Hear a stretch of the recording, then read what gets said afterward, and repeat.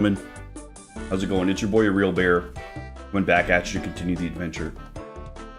Now this episode is going to be a little bit different. I probably won't include it in the main series just for fun, kind of little prep thing. So I figured that it'd be good to show you guys kind of what I'm doing to prep. Just because if I was to make a whole video out of it, then it would eat into my actual prep time. What's going on? Sarastas, Pup Rup, Ingmar, how we doing, gentlemen?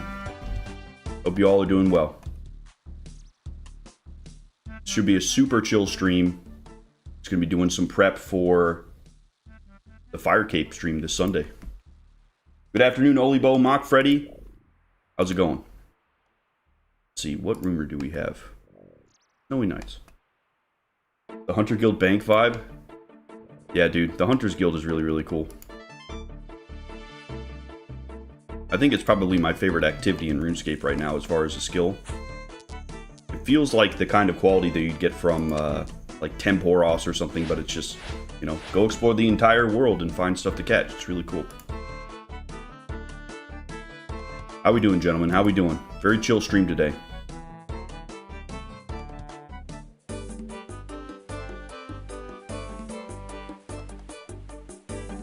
Logan Widener, what's up, man? How are you? Set it back on area mode.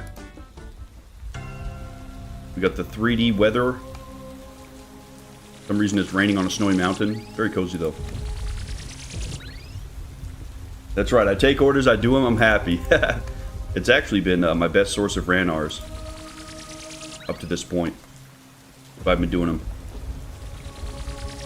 A little bit further into the stream, I have an announcement that we'll put out.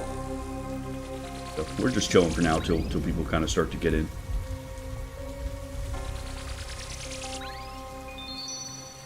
Wow, we got that one fast. Thank you, Mock Freddy. That's actually what the announcement's about. Funnily enough. Yeah, 500 subs is a massive deal, and you know, now we're a YouTube partner, and it's kind of a more of a real channel. You know, it's not just no pun intended. It's not just like a side project. Like it's real. So more time and effort can be dedicated to it reasonably. What's up, Grant? Thank you for the 500 subs. Freaking message, man. I appreciate that. Yeah, huge deal. Huge deal. Avanto. That's not a good way to start the day. Gentlemen, I've been absolutely blasting these rumors. I did, gosh, maybe like 45 yesterday.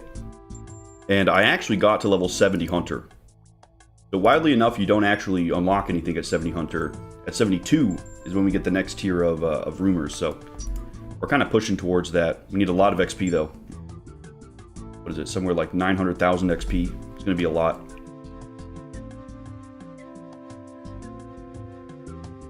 But in the process, we're getting a lot of herbs, and I'm actually getting pretty close to probably getting another prayer level from the Blessed Bone Shards.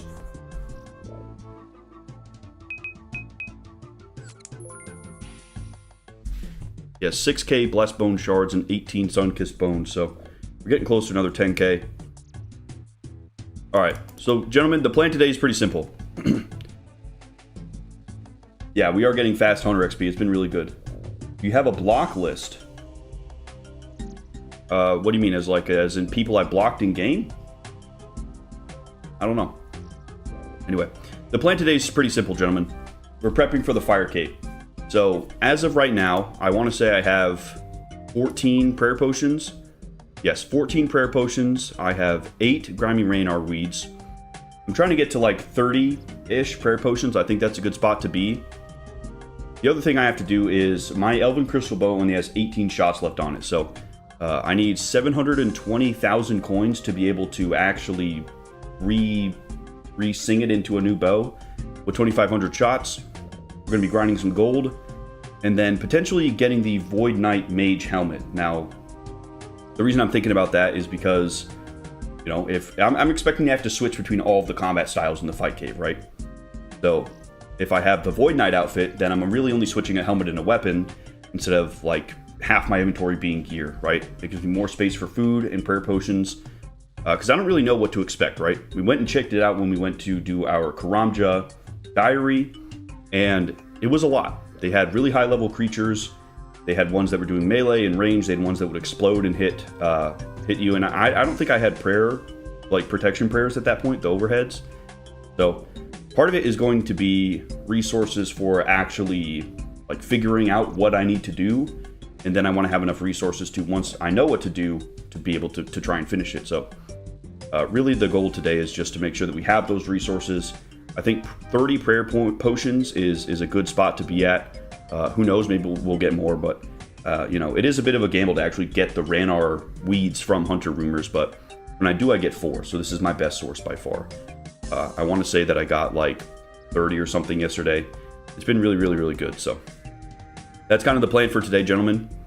Super chill, but if I made a video out of this, like a fully edited video, then that would be like 3 days of my time that would actually be eating into the prep time, right? I want to make sure I'm as prepared as possible, because 500 subs is a big deal, right? I don't want to come in on Sunday and half-ass it. I want to have everything ready for it, because not only is it a huge deal to do the fire cape, but it's a celebration, right?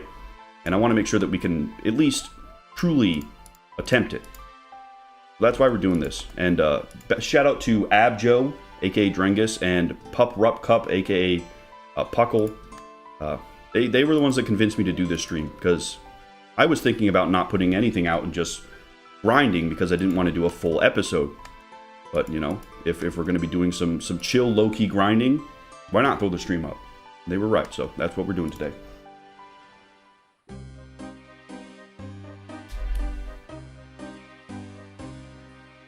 Oh, block list for rumors. Okay.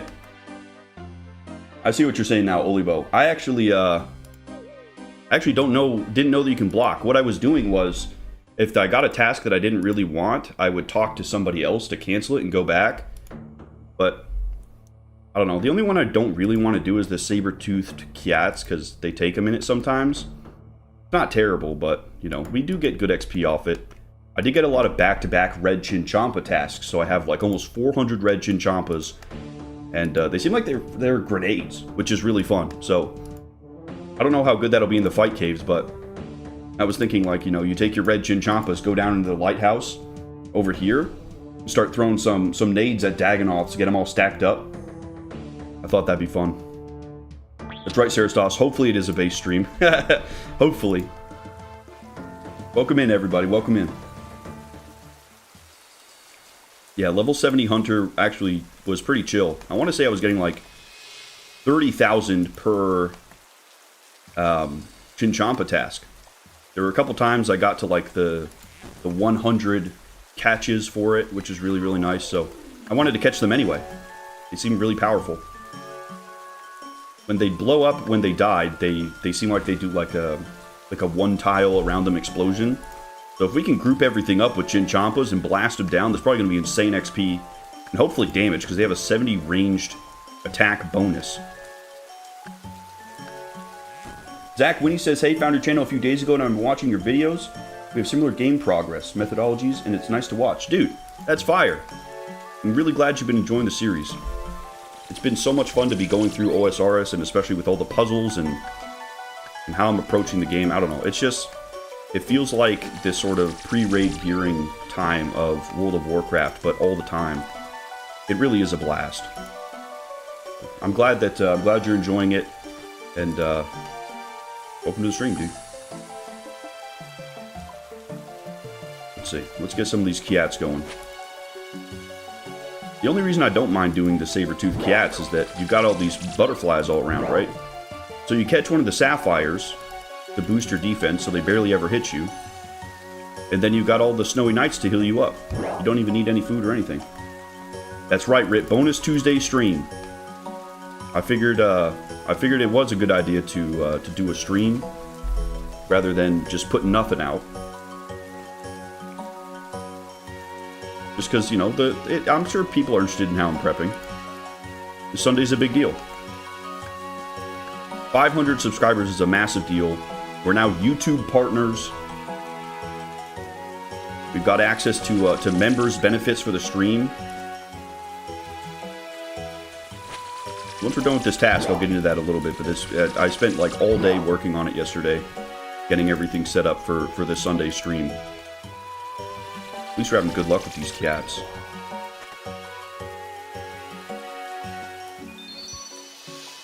Okay, we're having really good luck with these cats. We already got the item. Holy shit. I had to do 30 of them the other day. That took me a good 30 minutes. Yes, alright. So Baku, what we're working on right now is my hunter rumors have been my best source of Ranarr weeds. So the goal is banging out as many hunter rumors as we can get so that we can farm Ranarr weeds for prayer potions. That's sort of the goal right now. And then later on, we're going to be farming gold for our Elven crystal bow. I need like 300,000 GP to be able to get it back into working order. Hi, girl. And then we will be potentially going for the Void Mage helmet. That way I can save more inventory with less actual items needed for switches, because I'm expecting to have to use every combat style in the fight caves. Thank you, Rit. Yes, 500 is huge, man. It's really incredible. I'm super duper happy that we got there. I really wasn't expecting to at least come this far, right? When I just started making videos. I just figured out, what the hell, you know, none of my friends play RuneScape. It'll be fun to post it online and get some social interaction in an MMO, right? Because Ironman's very solo challenge. So, you know, I play a lot of World of Warcraft. I like interacting with the people in World of Warcraft Classic. It's one of my favorite things about it is interacting with folks. So YouTube kind of lets me do that. So it's been really, really fun.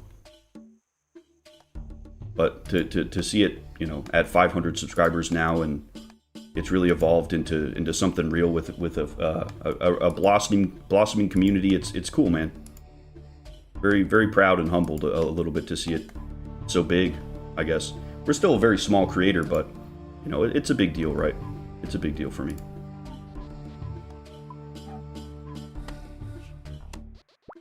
Box trap hunting is the best, though.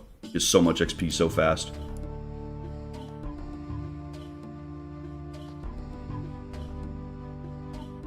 That's right, Zach. The organic discovery is absolutely what makes this game so good. Wait, I can only set 4 traps at my hunter level. Where do I have another trap? What the heck? Oh, maybe it's talking about the pits. There we go. The pitfall trap we've constructed has fallen. Now we can create it. Interesting.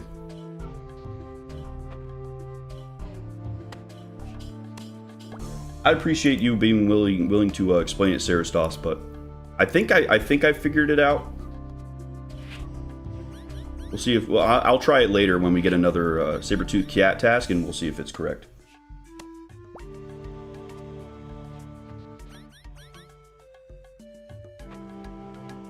Ingmar signed up for an eye operation in October. Oh, dude. Good luck with that. Are you getting like laser eye surgery or something like that? I've known a good few people who have went and gotten that and been really happy with it. Probably got to be a lot better than contacts, right? I've seen horror stories of people going to the hospital and they got like 80 contacts stuck in their eye, or you know, you're losing them all the time and have to find them. I'll just wear glasses, man. I'm actually supposed to be wearing glasses, but I kind of got smoked by my local glasses place. They way overcharged me, and the glasses weren't actually the prescription that I need. So I'm kind of just holding off on going back to. It was like $400 glasses, and I came in and I said, "Hey, man, you know, how am I supposed to do this test? Because my eyes hurt all the time." And he said, "Oh, the guy inside will tell you." So I go into to get the actual test, right? And then he just won't answer any of my questions. Horrible.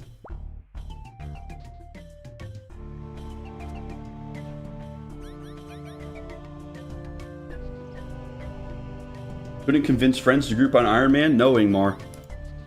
All my friends, I tried to get my friends to play World of Warcraft and a couple other MMOs. That's just not really for them.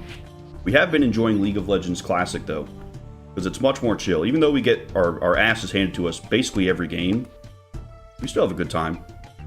We're still learning and growing as we play and just doing dumb shit.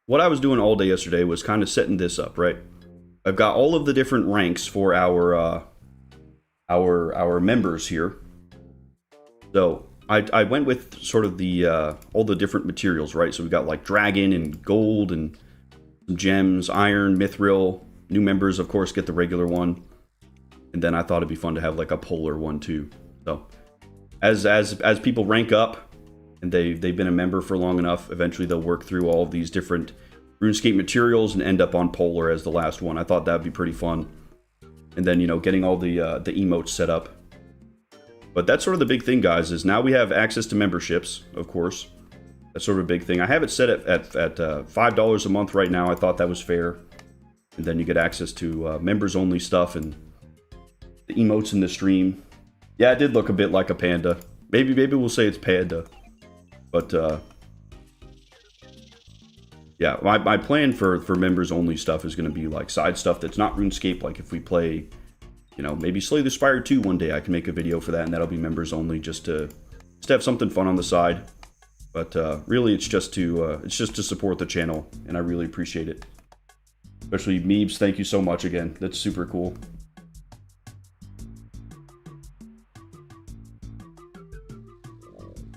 I could put the black rings around the eye for the panda.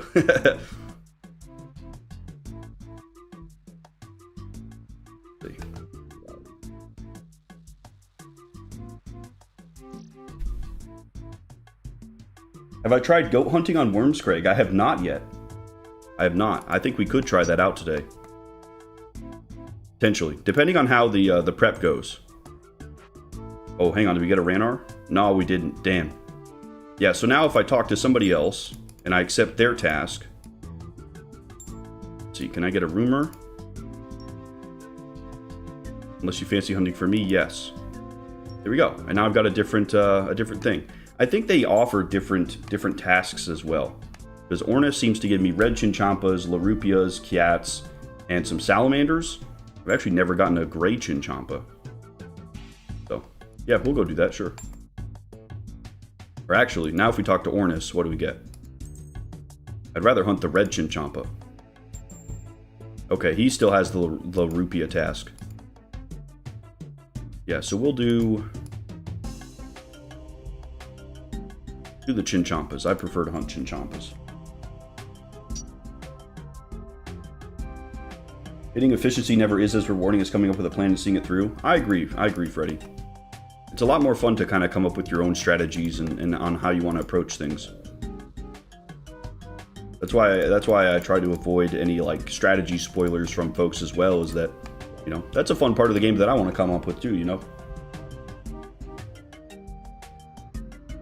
Goat hunting is really annoying unless you have a stupid number of law runes. Dude, yeah, the first time we went there, I saw people yanking goats into the pit with telekinetic grab. I thought it was so funny. Oh, we need to go to the jungle, don't we? Let's hit a, yeah. Oh, Kurand Woodland, Piscatoris Hunter area. Okay, the woodland is... yeah, Chinchampa. Okay, let's go up there. I'll have to go get our, oh, never mind, I have my Ardun Cloak. Perfect. The important thing to know is that the Novice Rumor Giver resets all rumors. Oh, wow. Okay. Yeah, why wouldn't they just have like a Slayer style system to block tasks? That'd be a much better alternative than, I guess, what's sort of like I don't want to say exploit, but you know what I'm trying to say, right?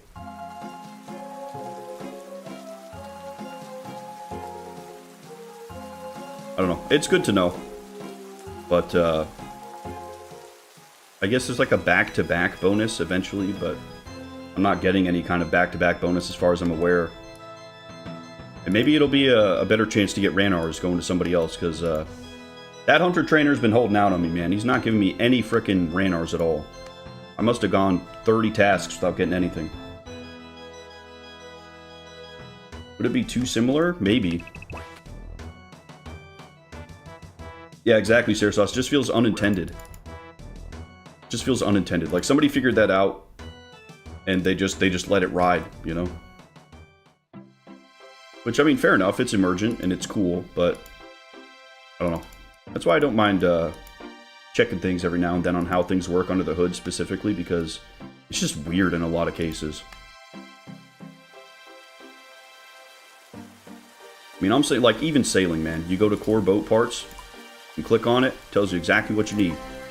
But for some reason with crafting, I can't click on anything here. Nothing. I don't know how to make any of this.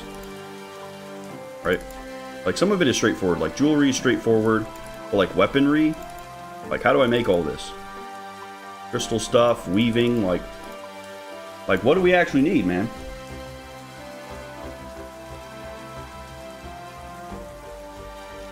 OSRS has a lot of emergent mechanics, the main reason being that OSRS is built on top of a proprietary language called RuneScript. That's interesting. I didn't know that, Freddy. I figured they would have used their own, like, scripting, or used, like, a regular scripting language, like C# or something, C++. Should have used Dragon Script, true. Rune tier was too low. They must have had a low magic level when they were making the game. Lots of things break when they make changes, so they need to do a ton of testing. It's kind of a problem with retail WoW, too, is they built off the back of the original game for like 20 years. So stuff just breaks a lot. Especially the latest expansion. Every time a new patch comes out, it's always broken. OSR started as Java and browser. Okay. Yeah, it used to be a browser game. I forgot. It's actually cool, man. I didn't play a ton of browser MMOs, but, like, I remember playing some of them. Like, they were around. It's weird to think that that time is gone. All the like, the Flash games and stuff like that. Because me and my brother, we grew up playing all kinds of Flash games on, like, Cartoon Network website and Post and stuff like that. Played, like, the Avatar Catapult game. That's, like, a OG deep cut.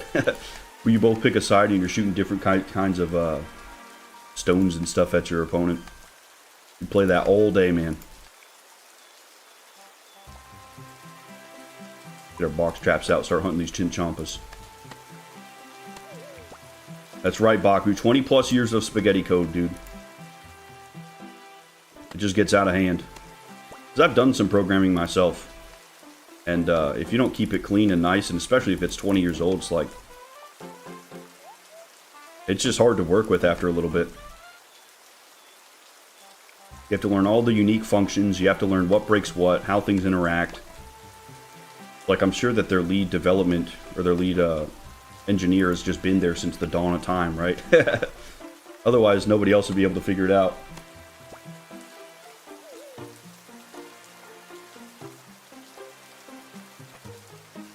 I think that the sort of, like, fun detected motto that some games have is why I enjoy Marvel Rivals.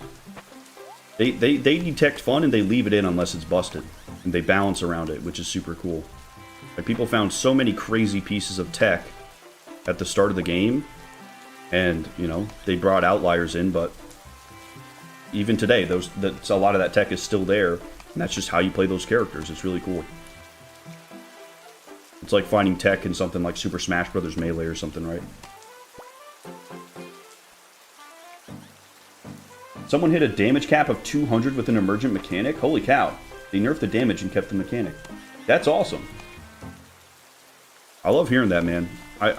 It's so annoying in WoW, especially, like, anytime that something cool and crazy happens, they always remove it. Same thing with, like, I mean, all their games.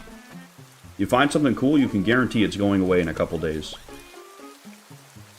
Where did you hear about the bug a little while back where there was no aggro range limit on any enemy in the entire game? Oh my god. That sounds awful.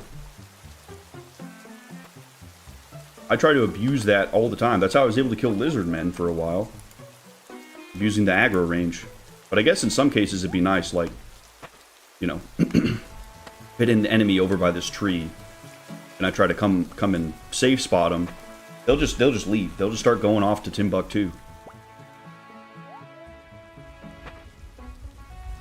Yeah, Miniclip. We played on Miniclip too. Oh my gosh, Frank, I totally forgot to say. I have made progress on Defenders. I actually, right after I ended the stream, I went back and I started farming the Defenders.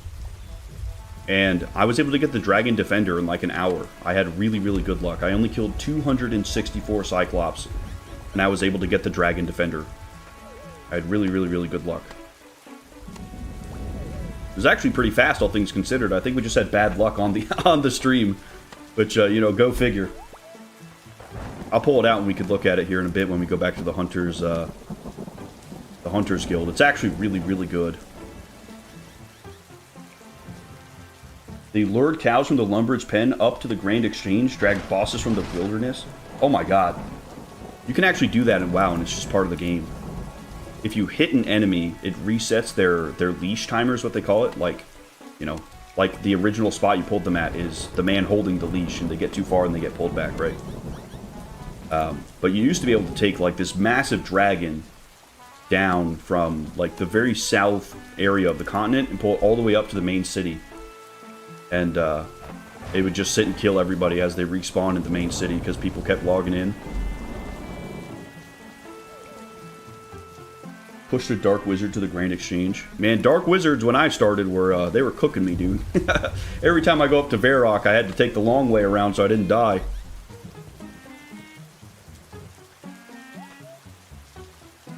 Yeah, Dragon Defender's a big deal. It's super, super cool.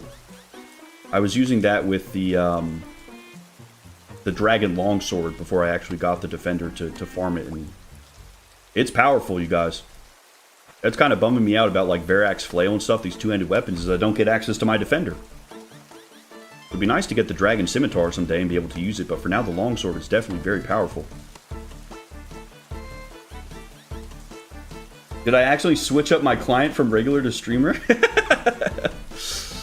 I'm not supposed to say anything. I'm not supposed to say anything.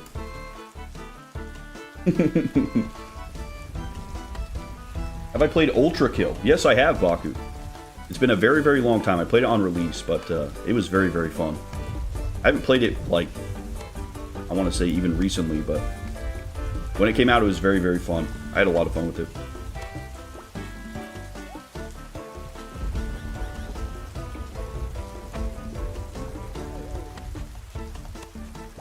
The best thing in WoW, though, with that aggro bug, there was a guy that every time he'd kill somebody, he'd heal. And then he'd shoot shadow bolts to everybody in, like, a 30-yard radius. So somebody brought him to the main city. And it was just constant shadow bolts going out and one-shotting everybody. And he couldn't die. A GM actually had to step in and remove the mob from the game. Because it was unkillable in the city. It was just wreaking havoc for days.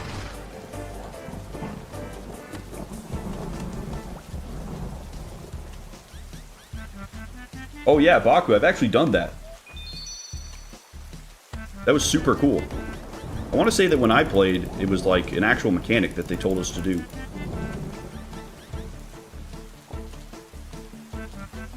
I remember doing that. Yagami, welcome in, man. How are you? Speedo Gonzalez, welcome in, dude. It's so much fun with as a clan luring green dragons to Edgeville. Oh man, dude. Nothing feels better than shitting on a bot. When I was playing World of Warcraft, I was playing a priest. I had an instant ranged attack, so I could... And it's similar to how Ironman work, where if somebody else hits a mob, you don't get rewards from it, right? So it's like, you tagged it, it's yours. Well, I saw these two warriors running around, and they were clearly bots. They were out there for hours and hours all day. So what I do, they have a charge ability where they, like, run up to them and start attacking them. But, you know, if you charge up to an enemy, a real person would see, oh, this other person attacked it, it's not mine. I'm going to go ahead and do something else, right?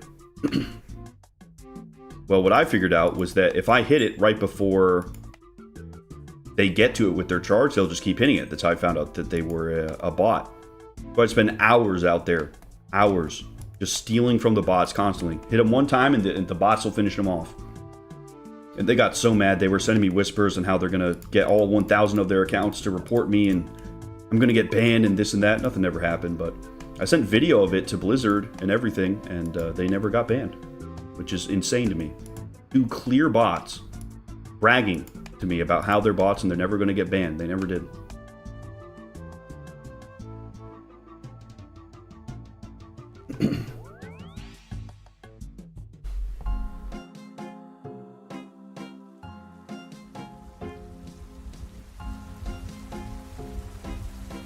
Going to the woodland up here stinks. It's always such a long run.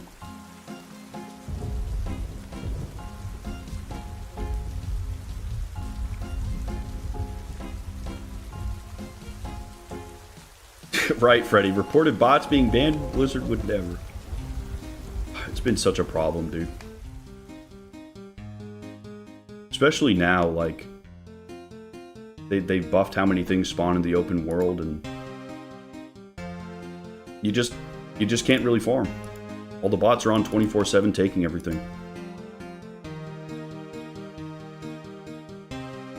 Dude, Ingmar, that's one of the reasons I've thought about making a main account at some point, is so that I can actually try to, like, PK people in the wilderness and take their stuff.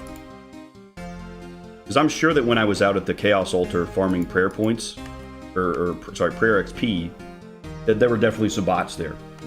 You'd probably make a lot of money and a lot of prayer XP off that. But the other thing I thought would be fun is, like, I remember when I learned about housing, you could make, like, dungeons underneath your house. And people could go in and fight them and get through them. And I thought, man, that's so cool. It'd be so fun to do some kind of event or competition with the folks in the clan and the community to make one of these underground house dungeons. And, you know, we see which one is the coolest or something, and we just run through a bunch of player-made dungeons. I thought that'd be sick. And Ironman can't do it at all. So I'd have to make a main to be able to do that, and that's something I really do want to do. But, I mean, I'm sure it'd take a lot of farming on a main to be able to get to that point. Maybe not as much because we can buy stuff on the GE. But it's like little things like that that make me go, damn, it's really just hard to do some stuff as an Ironman with folks. Real Evil Bear OSRS? Dude, we could. The Alter Ego. Come in with our Darok's Great Axe and one-tap people. I've heard of the Falador Massacre. What is that? I've seen rumblings of it, but I haven't ever actually learned about what it is. Somebody figure out how to do PvP anywhere and start killing everybody?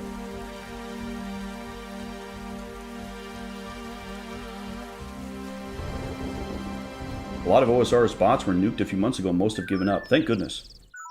Thank goodness, man. There's nothing worse than bots. They just ruin your game. And, like, honestly, Classic WoW has been rotted out by bots. It's really, really bad.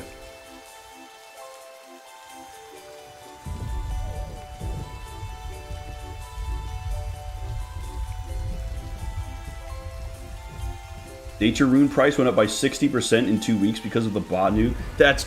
I mean, hey, that shows you where the money's at. That's nuts. Holy shit. A week after the launch of construction, there was a party for the first 99 construction. Okay, yeah, the Falador party room. Oh boy.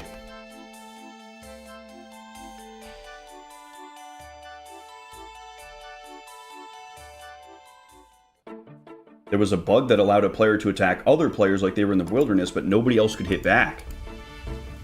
Oh my god. Dude, so everybody's there for a nice little party. Meanwhile, they're getting nuked by this dude. That's pretty funny. Oh. There's a story of this person in World of Warcraft ended up passing away. And they were like a pretty well-known person on their server. And so they held a memorial service for them. And they invited everybody, and they did it in a neutral area so that both the Alliance and the Horde could show up.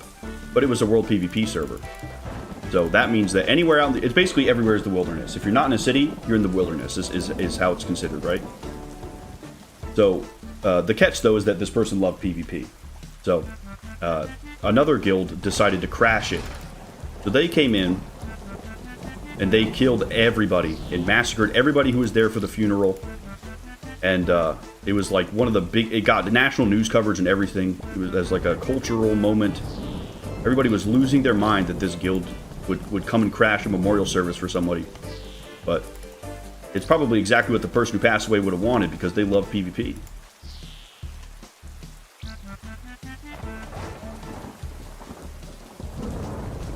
It was a bug from construction. People were fighting inside of someone's player-owned house in a minigame type thing. Oh yeah, maybe they were able to like glitch out their instance or something. That's crazy. That's kind of cool though, if you're able to figure out those bugs and exploits and stuff like that. I mean, if you get really good at it, I'm sure that you'd become a quality tester for Jagex. They'd make sure that there's no bugs or exploits and stuff before they release it. Uriel 321 was the one with it active who ran around instead of teleporting. Duriel, dude. What is that? That's... Hang on. Diablo 2. The Lord of Pain, Duriel. Yep. He was the Lord of Pain. Watching a video on the Falador Massacre probably won't have spoilers. Yeah, that'd be fun to watch a video on it. That'd be super cool. At least we got our Kebbit stuff quick. Now, while I'm here, I want to get some dashing Kebbits. I've just recently unlocked them, and there's a spottier cape. I remember the spotted cape was sort of like a graceful cape light. Oh, we completed a hard task. Sick. It'd be nice to get the improved cape and see what bonuses it gives. I want to say we need like 3 or 4. I'm hoping it's actually worth wearing because the spotty cape itself was not. It's going to take a lot to break graceful. They also updated it where you can move while your falcon is being sent out. Because it used to be that you'd send out your falcon and just sit there and wait. Which is kind of annoying. Now you can actually like run up to your catch as he's going for it. Which is very cool.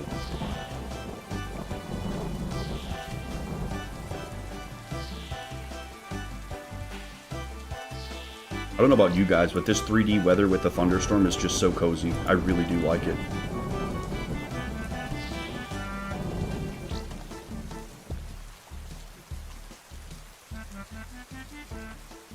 We'll get one more dashing Kebbit. That should be good.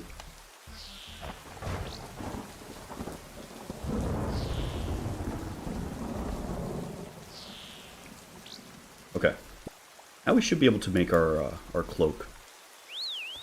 Because why not, right? We're already almost halfway to our next level. We're getting XP so fast on Hunter.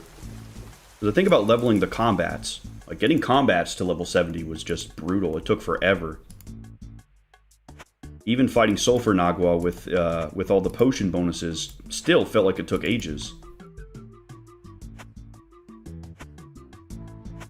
Let's re-equip all our stuff and put all this away. There are a few really cool documentaries on it. I don't think they'd spoil anything. Okay. Yeah, that'd be fun. It's always nice to learn a little bit about like the game history too. Like World of Warcraft had a bug where as a hunter you have a pet, right? And that pet, when you dismiss them, you just basically despawn them and you can respawn them somewhere else. They actually maintain all of their buffs and debuffs, right? They had to change it because somebody took a buff or a debuff from a boss that transfers to nearby players and does a ton of damage. It was a disease. And opened it up in the middle of Stormwind. Now, obviously, they didn't know that their pet still had it. There was no foul play. But what it meant is that anytime you were in a main city, you were going to get the disease and die. Let's not do that. Absolutely insane. Let's reset our thing. I want to try to get a red Chinchampa. We have Boomer. Here we go. Red Salamander. What about Ormus? Fantasy hunting for me? Yes. It's a Larupia. Still. Alright, we'll just go fight the Larupia.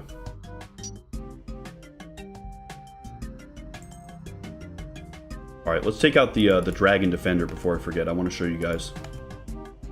It's a really big deal.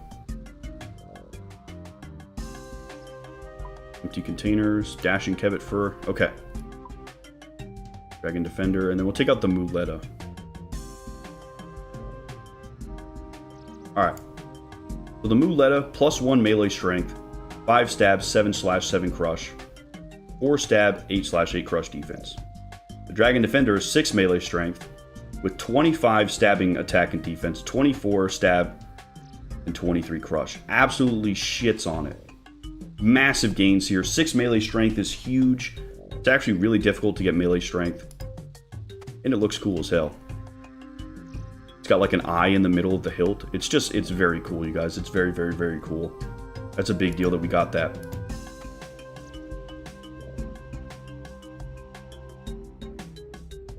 Alright, let's teleport off to Varrock and let's make this cloak. Let's see how it is.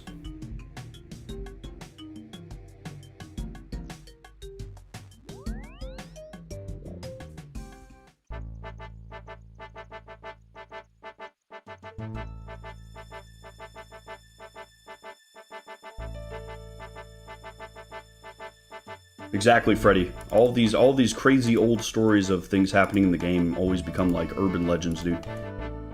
People hear about it all the time. Have you got the mining outfit yet? Actually, I have, Mitch. I've been so occupied with everything else happening in the game recently that I didn't even say anything about it. Oh, I forgot my money. I'll pull it out. Yes, Nolson. Already the Dragon Defender. As soon as we turned off stream, I got it in like an hour. We killed like 130 Cyclops without anything. And then I got it at 264 Cyclopses killed. Or Cyclopes. It's actually super lucky. I want to say I got the last 3 like almost back to back. There's also some really good videos on the Evolution of Combat update that caused the split. Yeah, I've heard about that. Like, they made it what the combat is in modern RuneScape, and then everybody dipped out. Which, to be fair, I would too. It looks like it's just so much. They added a 0 to every number. Just, seems like it's a little bit much.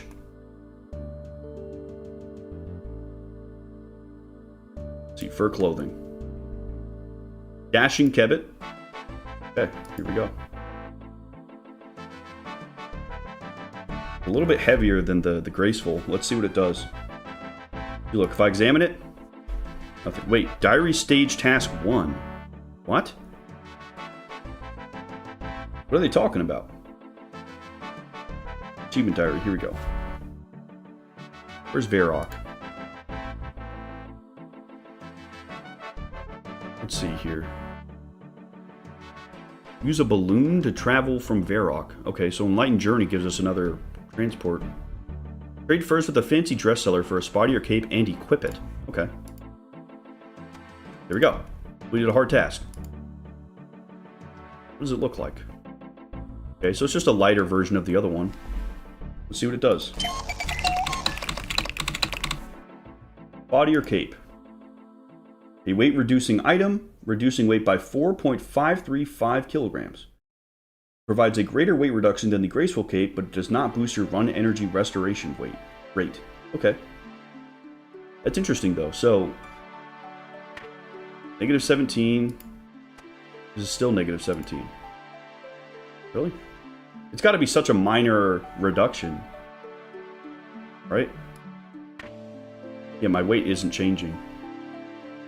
That's kind of unfortunate.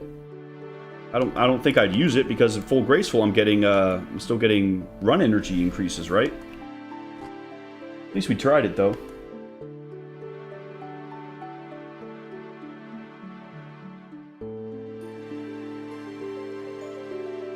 But Yagami says stuff like Yelnor Games has too many spoilers for your current progression. Okay, yeah, as much as I'd like to watch something on the Fowler Massacre, I don't want to get anything spoiled. Have I tried examining the Bank Buffalo? I haven't. We can examine them, for sure, when we get back to the Hunters Guild here. Go ahead and put this stuff away. I actually might just drop it. I don't want it to use up a slot. Okay. Let's see. Now, yes, I have gotten the mining outfit. Hold out. So usually what I'd like to do while I was editing was Motherlode Mine. I didn't even realize it, but I had gotten enough gold chunks to get the full outfit. So we have the full mining outfit. I actually have quite a few stars, too. I don't know if we'd be able to get a recolor, but that'd be really, really cool. Let's see. Yeah, I have 1,200 Stardust. We could go to Falador and see. Why not? Because it turns it yellow, which I think is a lot cooler than the blue. I like the blue a lot, but you know, you figure guys in like working in construction and stuff, they're all going to be wearing yellow. Uletta is equivalent to a Steel Defender. Yeah, I think you're right. The stats didn't go up too much, but it was like, once you go from like Adamant to Rune and all that, it was like, holy shit. Massive.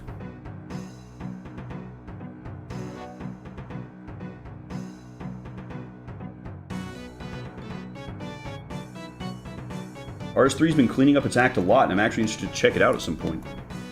Yeah, I heard that they removed, they're removing like microtransactions and stuff. be interesting to check out for a day. Like, just do a side stream or something and just see, like, what does RS3 actually have to offer? Because I've seen that they have, like, what's it called? Like, archaeology and dungeoneering and stuff could be interesting. Star Fragment? What is this? Celestial Ring? I thought we could buy, like a dye pack or something, right? Let's see. Can we trade? Oh, alright. Is it Gadrin?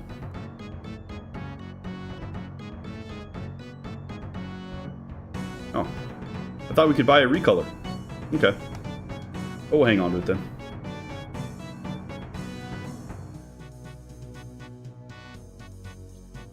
Yeah, good luck on the outfit, Mitch. Does absolutely take quite a while to get. It's nice, though. I mean, an XP bonus in mining is great. It's a pretty slow skill. Alright, let's go back to the Hunter's Guild. Wait, what is my rumor right now? That's right, La Rupias. The Nightmare Zone teleport. Let me catch up on chat. Good Jimmy videos I could watch. Yeah, I've seen the Jimmy video when he was doing free-to-play stuff. It was very funny. Yeah, Motherlode Mine is crazy for an Ironman, Mitch. Like, you just get all the different ores. Like, I'm getting Adamant and Mithril, and I'm getting gold and coal. Like, rather than having to go run around and get everything. And there's a bank right there. I feel like Motherlode Mine is just the clear winner for mining just in general. You get so much out of it.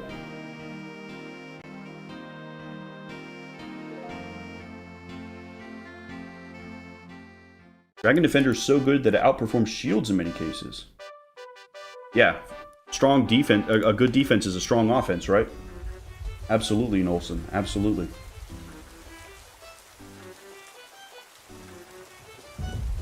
Yeah, RS3, they're cutting microtransactions and dailies down and trying to get into a better spot. That's awesome. Especially for a game about, like, dedication and time spent. Like, dailies for skills that you don't want to level and stuff. It's like, why the hell would that even be there?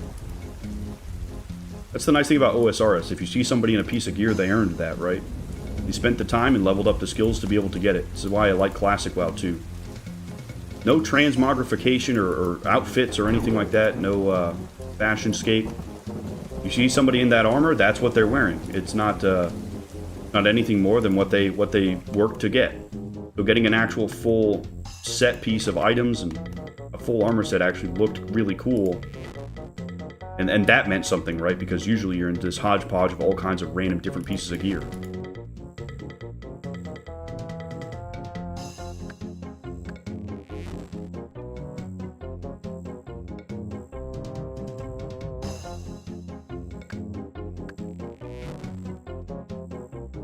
The Eleanor Games is a reality show. Oh. Yeah, I have no idea what it is. I try to stay pretty far away from any sort of OSRS content. Not that I wouldn't think it's fun to watch stuff, but for the nature of my challenge, it's too easy, I think, to come across a spoiler, so I just stay away from it. Let's get our teasing stick out.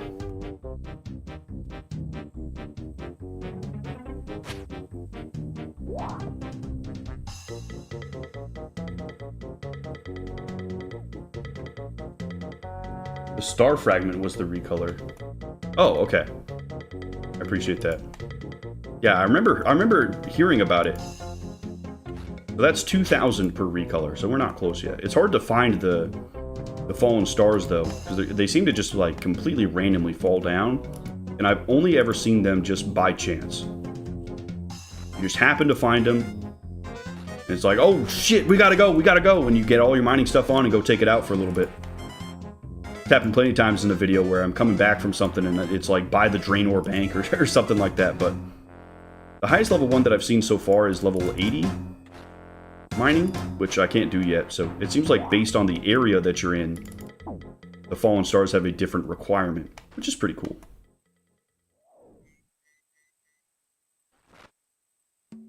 Yeah, I don't really mind the La Rupia tasks because they just fall over. It's very easy.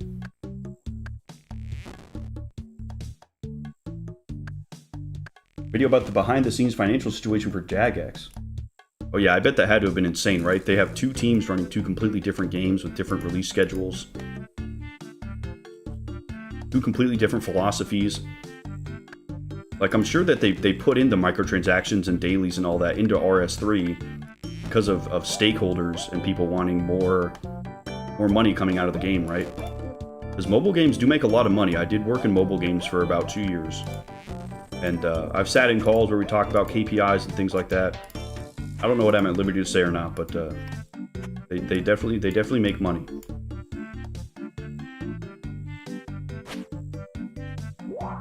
The Achievement Diary armor sets are sick. They really are, Mitch. They're so cool. You look like Hercules, dude, wearing all that armor. It's so sick. Let's use this other pit we put up, huh?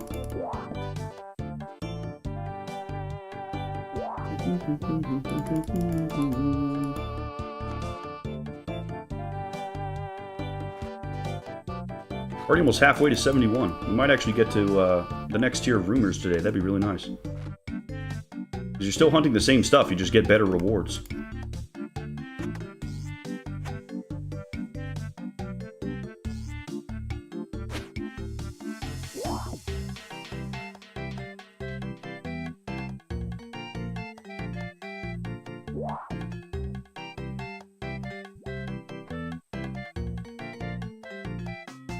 There's a website / plugin for Fallen Stars. Yeah, I figured there'd probably be a plugin that says like what world and what location the meteors are. I mean, that's really the only way you could find them, right? Other than just like running around all day. Because I'm sure it was like word of mouth, right? You back in the day, you're in a TeamSpeak or something, or on a forum page. Somebody would post when they're coming up, and everybody would go out and farm it.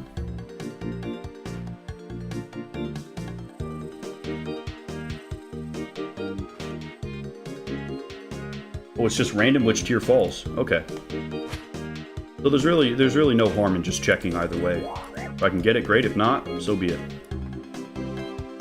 That's kind of under the hood stuff that's just like, I want more front and center about this game. I remember playing Final Fantasy XI online, the old one, and man, if you couldn't play that game without a guide, it was just so bad. Such a fun game. I really did love it. Probably one of my favorite MMOs. It's like top 3 for me. I played a lot, but yeah, it's like you had to play that game with a guide. But they did such a good job of making the world feel big and like it was a real world. It was really cool.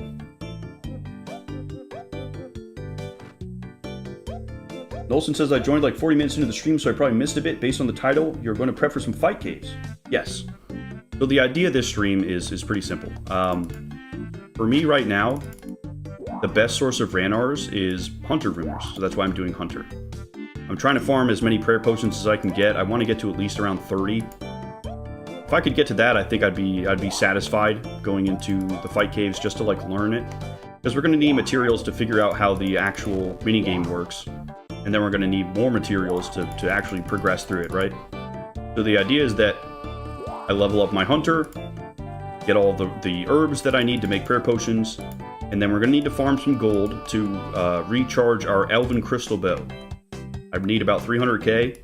But the nice thing is that Hunter rumors are kind of a 2-for-1 there, where we can get some gold too. And then potentially I'm going to be trying to farm out the Void Knight Wizard helmet, because I figure if we use the Void Knight set, and I'm expecting to have to switch all the different combat styles around, then you know it's better on inventory space to have the full Void Knight set, because then I can have more of my inventory devoted to stuff like food, right? So that's really the goal for today. We're just a chill stream, just doing some farming. Because if I ended up putting out a full-length video on how I'm preparing, then that's actually you know, anywhere from 2 to 3 days of time that I could be prepping that I'm editing, right? So Abjo and Puckle, or sorry, Drengus and Puprup Cup and near Abjo Puckle, they suggested that I do a stream. So you know what? I thought it was a good idea, and then that way you guys get to see kind of how we're prepping, and you know, we're not leaving anybody out. More like Jagex was in the hole more than most people realize and need to get bought out. Yeah. Okay. Yeah, that explains, Baku, why RS3 did have all the microtransactions. if they were owned by another company, you kind of just have to do what they tell you, right? Because they're the ones providing funding, right? They get the final say.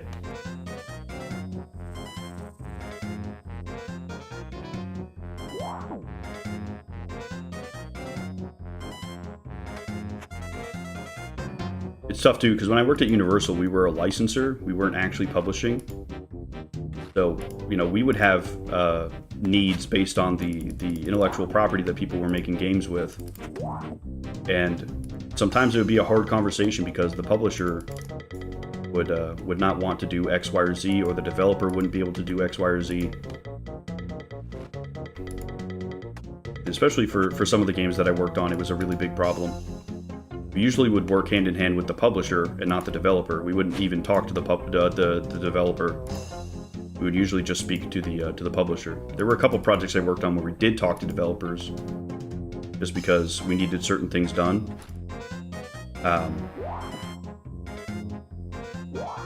It was very interesting, kind of being on the other side of that. Because when I was playing World of Warcraft at like 10 years old, I was like, "This is cool. I want to make these." You know, I could play with my dad, who was on the other side of the country, really at any time, over this wonderful thing called games.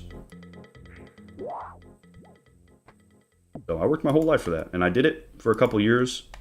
Realized it's not for me, but I'm glad that I did it. And I feel like, you know, maybe it's because of where I worked, but if I was able to work for a place like Blizzard or Jagex, that'd be really, really, really cool. That's kind of what I wanted to do, right? I want to make MMOs. It's my favorite game.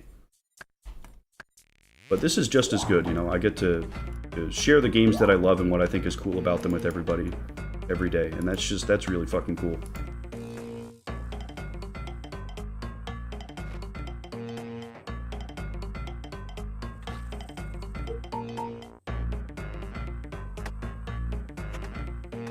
Even today, I've got friends all over the globe that I keep in touch with primarily through games. It's very cool. I met my best friend on World of Warcraft. Been friends for like almost 8 years, something like that. It's sick.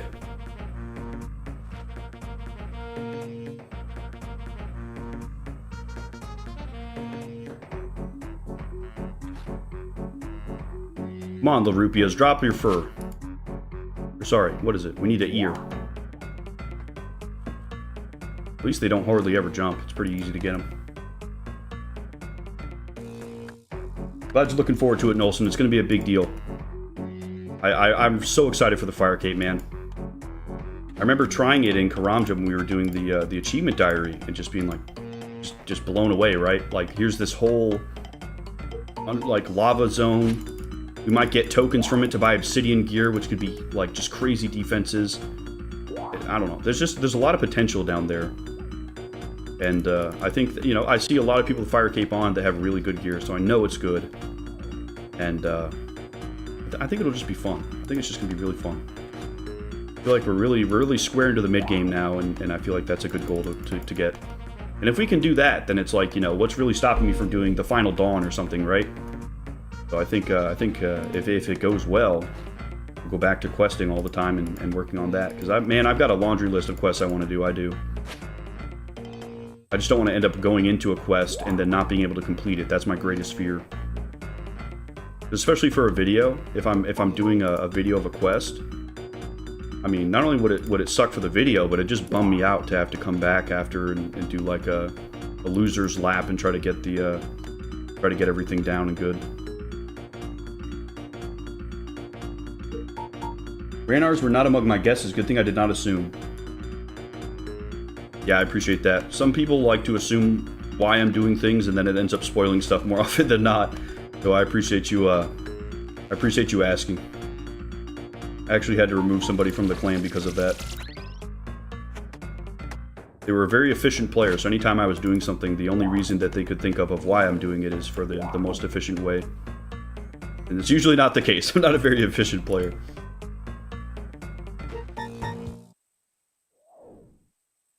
Jagex just did a podcast episode with a guy who used to do YouTube and now makes videos at Jagex. That's sick!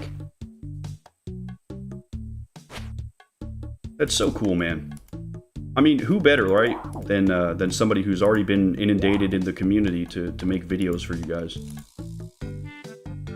Like one guy who is now the game director of World of Warcraft was the man who ran all the calculations on one boss and figured out that it was mathematically impossible to kill. But she was right, and they nerfed the boss, and people were finally able to kill it.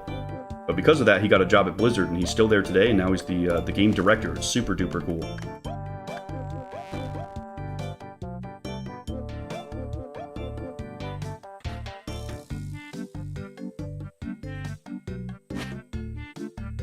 Gotta gain a woodcutting level here, too.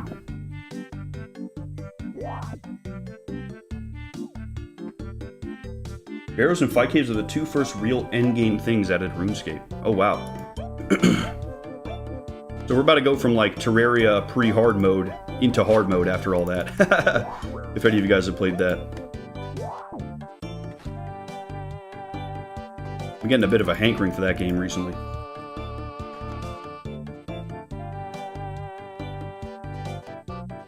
They're the first things to actually do something with the mechanics, you see.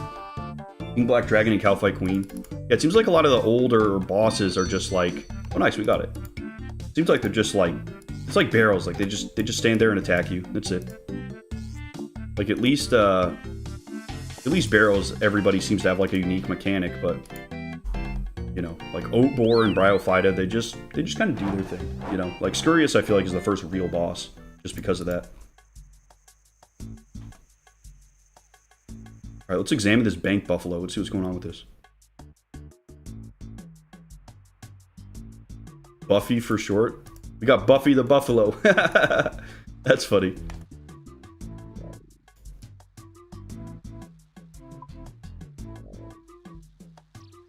Alright, let's see. Give us some Ranos this time. That'd be nice.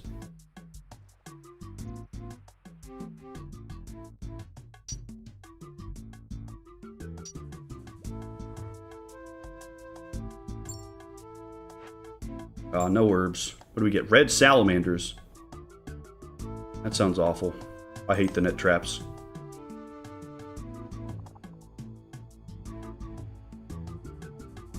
I mentioned earlier, Jimmy did a whole series called By Release, where he plays through the content in the order it was released into the game. That's sick. That's really cool. What a fun way to go through the game. I bet he had a lot of fun with that. You can watch the mechanics actually get more complex and interesting as it goes along. So then, did he like not use the world map until he hit the content where it was introduced or something like that, or was it just playing the game? I think it'd be crazy interesting to do it in a way where it's like, yeah, prayers weren't in the game yet. We didn't have protection prayers, so I have to do this boss with no protection prayers. That'd be nuts.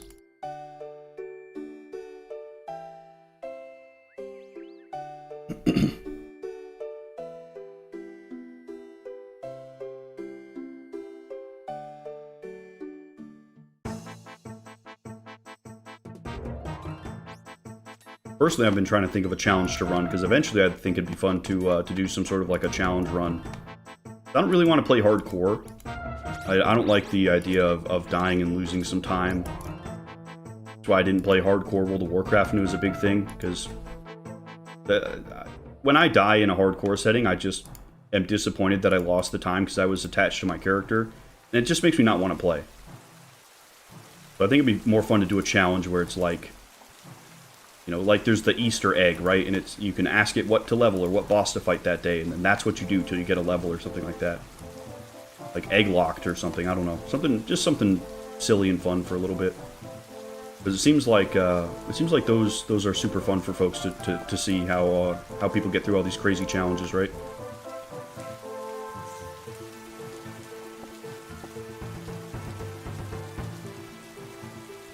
Wasn't the map always there but initially on the website? I don't know.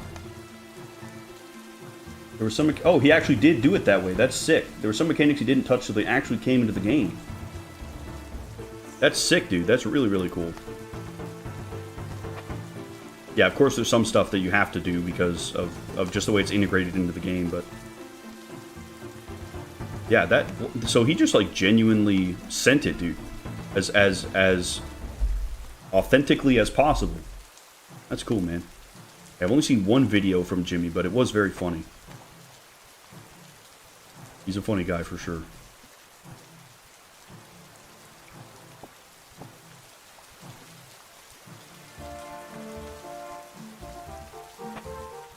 I hope we get lucky on this. I'm always nervous when I'm doing these net traps that I'm going to miss my rope and small net and it'll despawn. One time I was in the desert hunting the orange salamanders. And I guess I missed a trap that was open or something, or I was going to fill up my water. And it just like screwed up the whole operation. It was awful.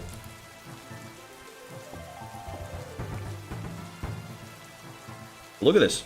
26k XP for our next level. This is going really fast. Ranars are the most important thing, so the sooner we can get those... You know, the XP's nice and all, but we gotta get these drops. I want maybe 2 or 3 more Ranar drops, and then I'd be happy to move on.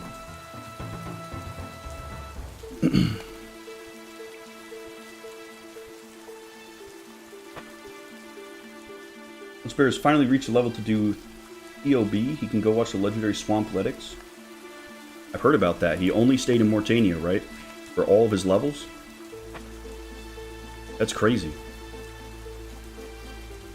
I feel like that'd be such an interesting challenge, right? Because if you do enough research beforehand, you can see kind of like, you know, theoretically how you'd get through everything and to see if everything is there that you need to reach certain goals. Like, I thought a Varlamore Relocked would be fun. You just sit in Varlamore, make it so that you can't use the Gemstone Crab because it's kind of cheesy, but, you know, maybe you have the goal of, like, getting to moons and doing moons, and all you have is what's available in Varlamore. That could be fun. Just because I like Varlamore so much. Maybe that's, like, the easiest spot to do it, but something like that would be cool. Wouldn't need to be a super long series. I like the idea of doing streams more when I'm doing these sort of longer grinds, rather than not putting out a video for a week, or only maybe having one sort of like check-in. I think streams are better.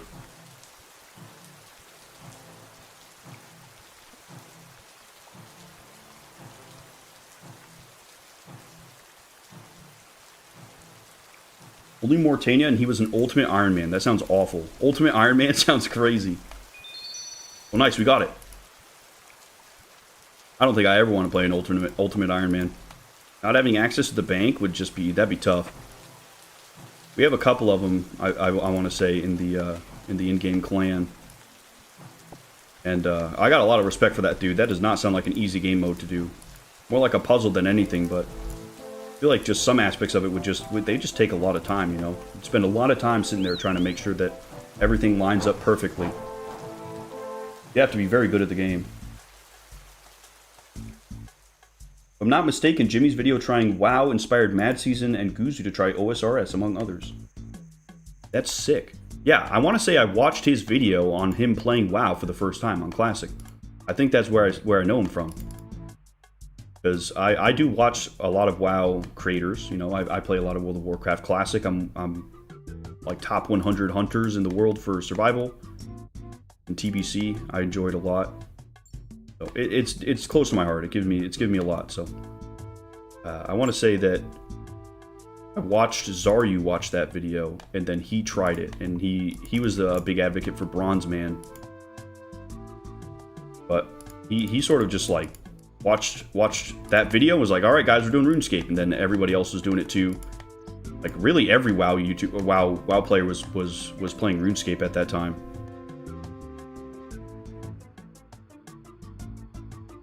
Not many stuck with it, but I know all of them, or most of them, still play it to this day.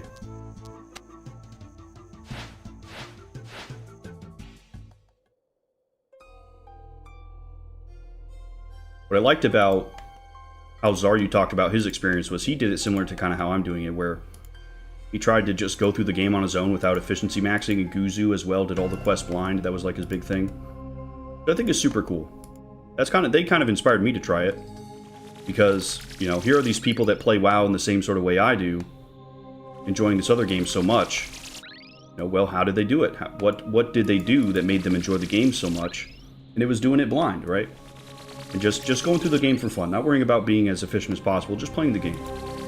And I think that's a great way to go through games. I actually try to actively avoid looking up stuff when I play games now, because of my experience in RuneScape. It's been so much more fun to just play and just figure it out. And that's why I liked games as a kid too.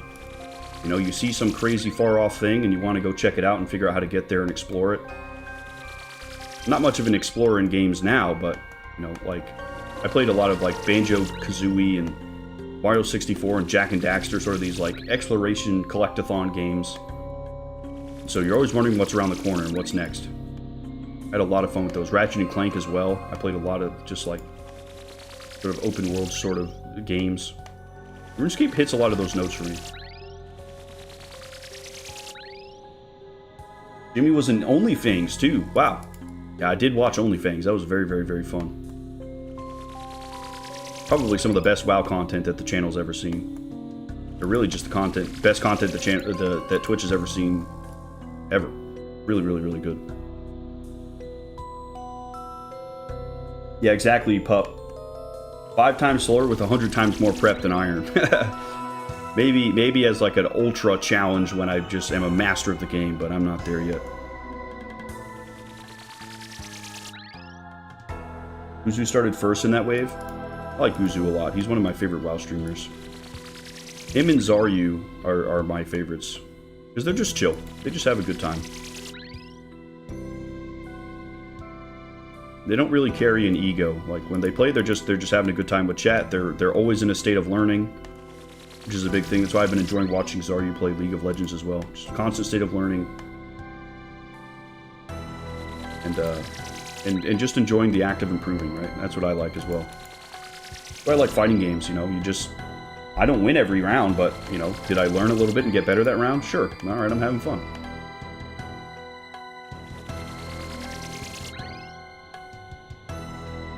The post-season discovery depression? Exactly. Exactly. Mad Season quit when they put level boost into the game. And he just made videos on, like, the state of WoW for a while. I think he just got tired of fighting the fight. But I'm glad he's playing RuneScape and having fun with it. It's a good game. And they don't make a lot of the dumb decisions that Blizzard does.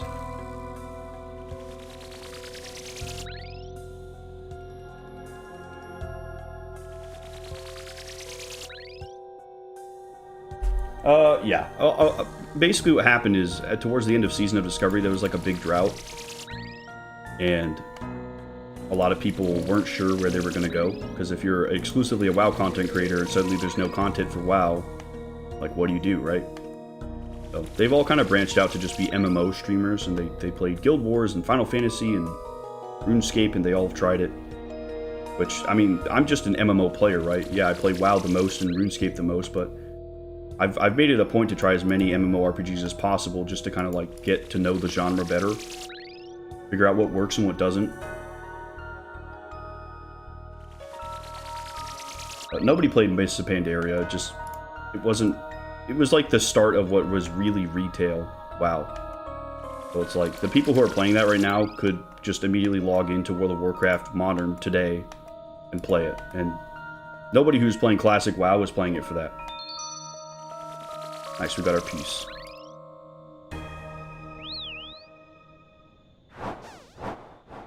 Zaryu's afraid of coming back to OSRS because he got addicted?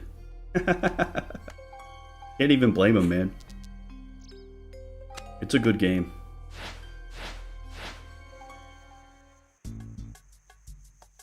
Like, when I'm editing videos, I'm still on, like, AFK grinding something. You know, when I was doing barrows, I was on it for 12 hours a day doing barrows. Like, I'm on this game, like, all the time.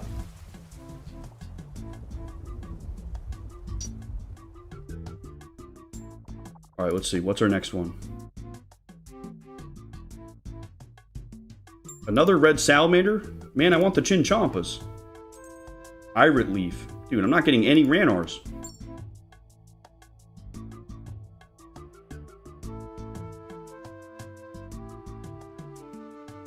We're having some rough luck. We've almost done 100 rumors.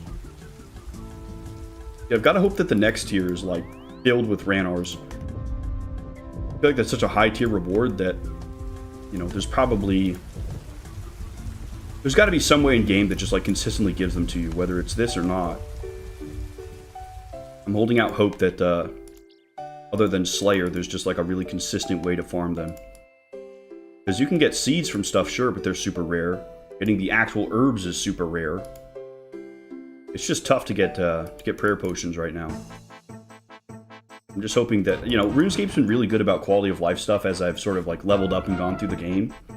So I'm expecting eventually to get access to a really fast and consistent way of getting Ranars.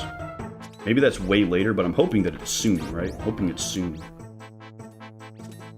Be really nice.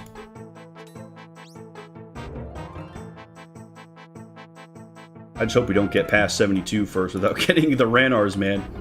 A Hunter stream would be fine and all, but I'm hoping to get some other goals crossed off my list. Who knows? Maybe we'll do another stream later in the week for another check-in. We'll see. The stream isn't until Sunday, right?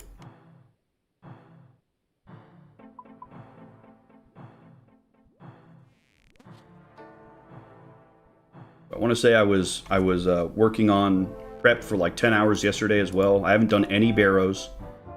I've just been doing Hunter rumors to try to get my Ranar supply up. All I've been doing.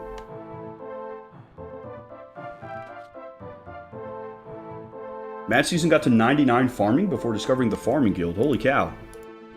I mean, I only figured out that it was there and like actually went to it because of a clue scroll on our clue stream.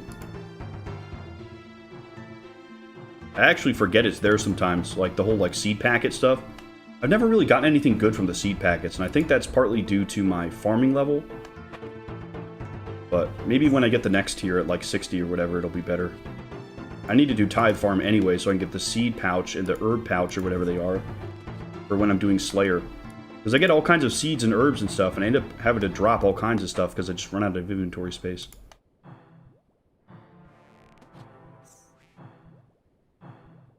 It is forbidden knowledge. That's right, Yagami. Unfortunately, forbidden knowledge.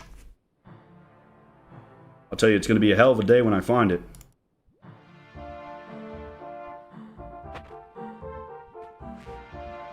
Yeah, I think I'm with you, Baku. As nice as it is to have farming for getting herbs and stuff, like, I don't like interrupting the activity that I'm doing to go farm a bunch of herbs and then just go back to what I was doing, because I don't have fairy rings or anything like that to make farming runs quick. It just takes a lot of time. And I don't want to just be, like, constantly weighed down by the need to go and farm stuff. So actually, it's been a while since I've actually gone and done anything with farming. I went through all of my herb seeds for a while. Through all the ones that I had collected from, what are they called? Master Farmers. I just haven't really done much since then. It's just such a long timer. You just kind of have to be like, oh, oven's ready. Go put your food in, so to speak. You're waiting for the beep. Farming taught me how to teleport properly. Yeah, I'd say so too. It helped me learn all my teleports a lot better, for sure. It's a huge part of the game, especially like, you know, you get all these little teleports to places. Like Ardoon Cape versus Ardoon actual teleport. Oh, nice, we got it. I was lucky. I'm excited to get fairy rings. I think after the final dawn and all that, I'll probably do fairy ring quest and the what's it called? The spirit trees right away. I want to get access to those. Do that and the balloon quest as well, Enlightened Journey. Because why not, right? I want to have, like, I have the ability to do the quest. I should get all the different transportation options available.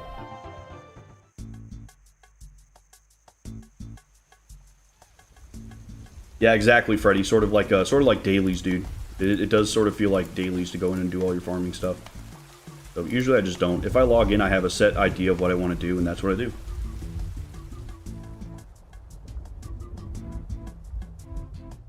But when the time comes for me to do farming, I'm like locked in on it for like 2 days, just spamming farming. And I don't mind that. I don't mind dedicating time to train it. I don't do a lot of like AFK stuff in this game. Like if I'm on, I'm actively playing and actively leveling stuff. And I feel like farming is just an AFK level. It's kind of weird. Like I'd rather just sit and do tithe farm to level if I'm going to level farming. Okay, we've got pyre foxes. Nice. Right in our backyard. Farming skill is one of 3 things in the game that approach the daily upkeep things overused in other games. Yeah, that's why I don't really like it. And that's why with World of Warcraft I kind of started to back off when they added dailies and stuff. Because one of my favorite things about WoW is you can log in and choose whatever you want to do, right? Classic World of Warcraft, you can choose whatever the hell you want to do. And RuneScape is that way the whole time. That's part of what I love about it. I'm always in control of how I want to enjoy the game. And so that way it's fun, right? I'm making my own goals and reaching them. That's why I like things like Terraria and Ark Survival Evolved and Valheim, is creating and reaching my own goals. Farming kind of is just a mandatory thing you have to do all the time, whether you want to or not. It's like homework. It's like homework.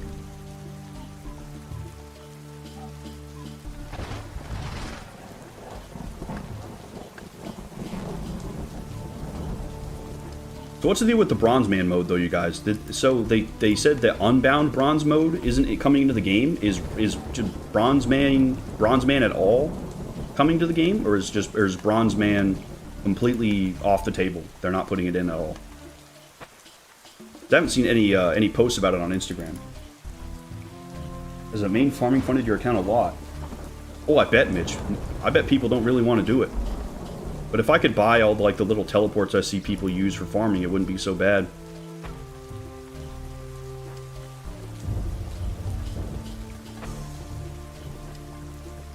Unbound wasn't part of the poll. Okay. I actually voted on that because I think that if you're going to be doing a mode that you can use the GE and stuff, I don't think you should be able to sell on the Grand Exchange. I think you should only be able to buy things on the Grand Exchange, because then you're keeping intact the natural GP farming methods that an Ironman would be doing. And then, you know, especially for like PvP and stuff, I don't think you should be able to get loot drops from people in PvP. I think that opens up way too many avenues of just like, hey guys, I got a dragon longsword, when in reality they went out to the wilderness and their friend let them kill them with a dragon longsword, right? I don't like that at all.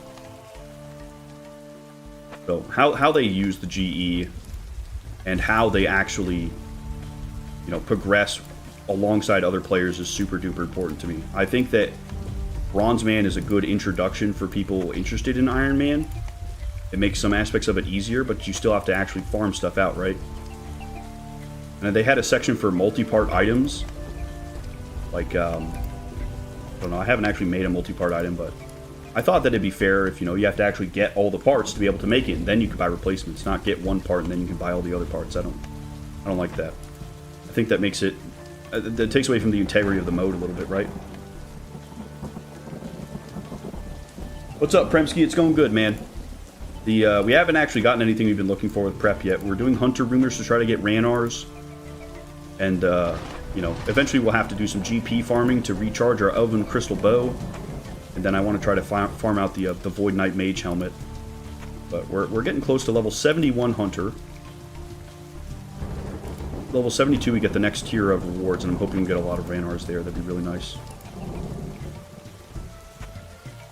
Bondsman failed the first poll with just over 60%, partially by being too vague about what it entails.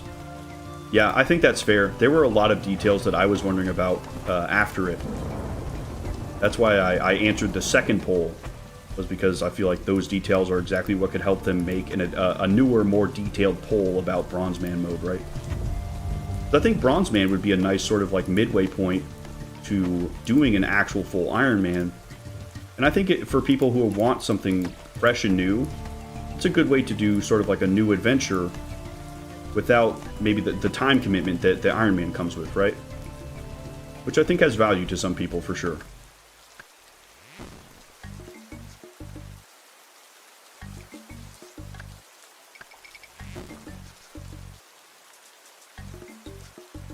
I think the whole Bronze Man thing is kind of stupid because I'm not paying for another character. Yeah, that's fair, Mitch. That's fair. Having to make a whole nother account for that with membership is kind of a lot, right? They have like the whole Jagex account thing. I think it's interesting that they don't have, you know, one sub and you get access to all your characters under that. And then maybe you pay an extra $1 a month or something for another character rather than a full-on membership fee. Like Final Fantasy 11, the old one, you'd have your sub fee, which was like $12, and then you'd pay to have additional character slots too. The whole thing was that, you know, if you want an extra character, okay, well that's an extra $1 a month rather than a full membership. I don't know if that's how it works really, because I mean I only have one account, but You know, if I had to pay for like a whole nother membership on it, then yeah, I wouldn't be doing that either. If I could get 3 to 5 character slots with my membership, I can accept new game modes being added. Yeah, fair enough, Baku. I think that's a very fair criticism, right? Absolutely.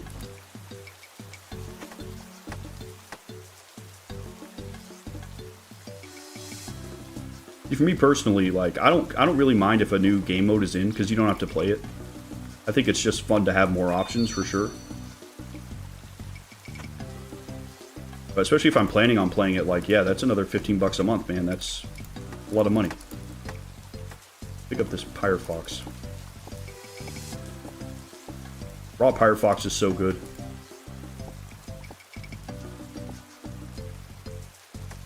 Oops.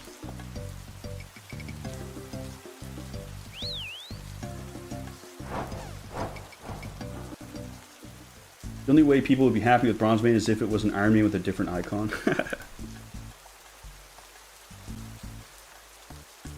Yeah, Freddy too wasn't sure about the actual specifics of the Bronze Man discussion.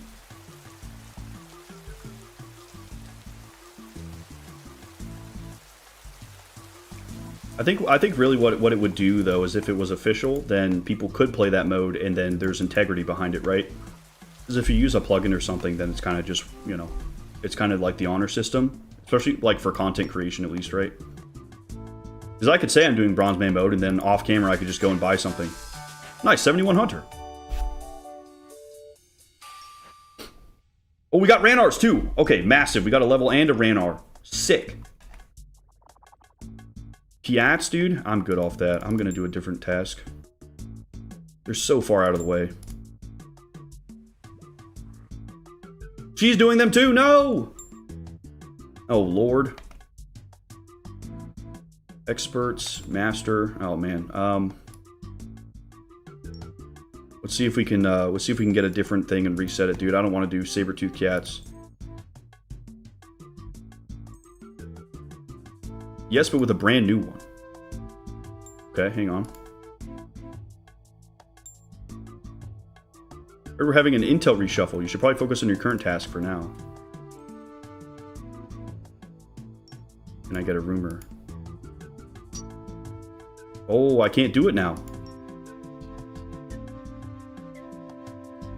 So now we have to do this task, and then we do a different one. Oh, dang.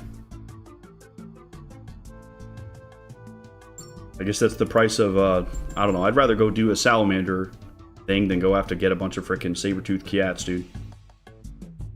Not a fan of the big creature tasks, unless it's Larupia, because they just fall over and die. That's good, though. So where are we at?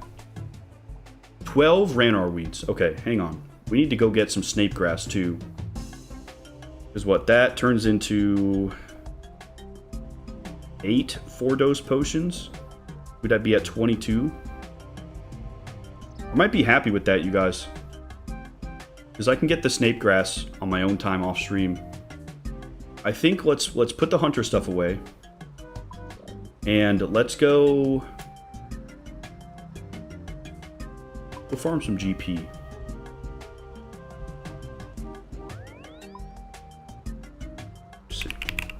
What I was thinking was doing a bunch of the agility pyramid guys. I thought agility pyramid would be fun.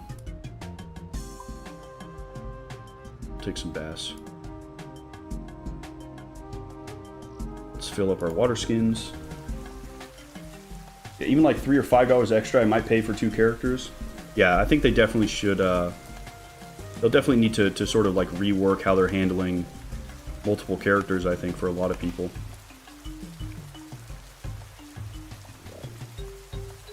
We'll Lumbertome teleport. I'm gonna hit the restroom and be right back, gentlemen. Be right back.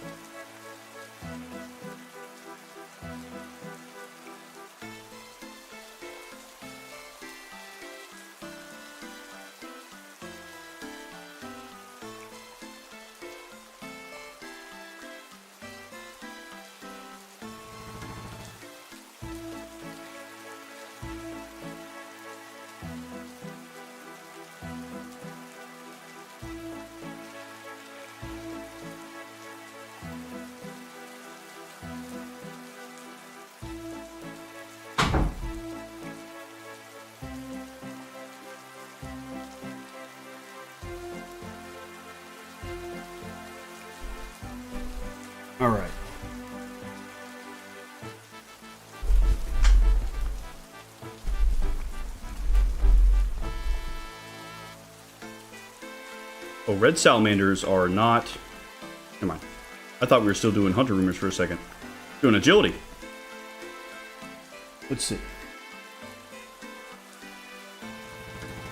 No Monkey made a really good point about future updates still needing to take it into account. Mad Angel dropping super combats, for example, would be a huge thing to consider if Bronze Man was in the game.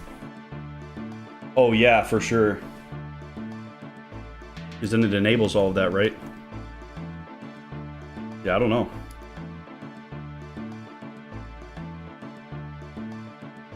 I guess I haven't really thought about it too much. I just thought it'd be fun to have an additional game mode, right? That's about it.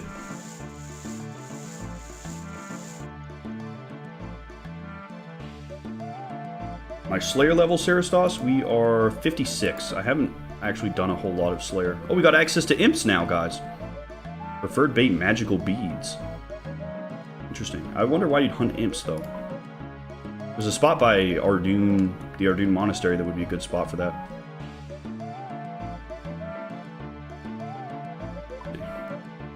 5 points for Ashante Pass.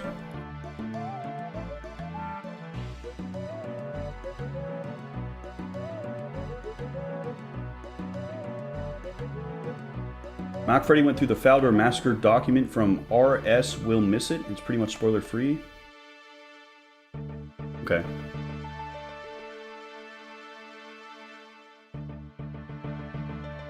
Yeah, we could potentially check that out.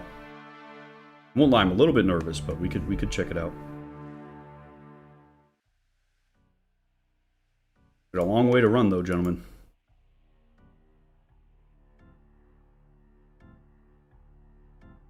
You'd have one character for one character on the account for each type of game mode. That'd be chill. And then if you want an additional Iron Man, then you could pay for an additional Iron Man. That could work.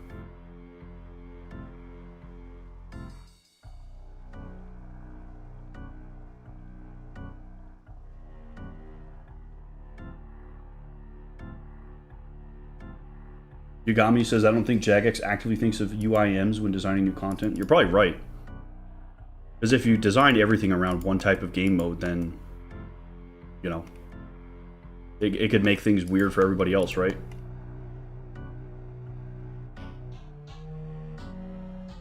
So that's why a lot of games end up running into issues designing all their top-end content for, or all their content for the top-end players, right? Because, well, now 99% of players are dealing with a different game in a lot of ways.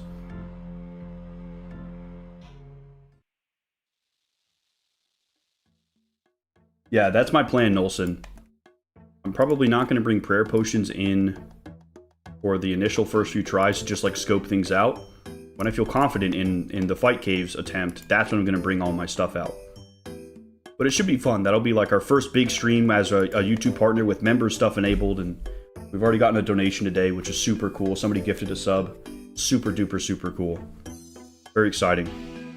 Baku Haku is the official first member of the channel, getting access to the new emotes. And I want to say at 2 members we get more emotes that we can add, so we could do like a emote contest in the Discord or something fun like that. I don't know. We've got options. Here's our water skin. Where's the agility pyramid again? This one.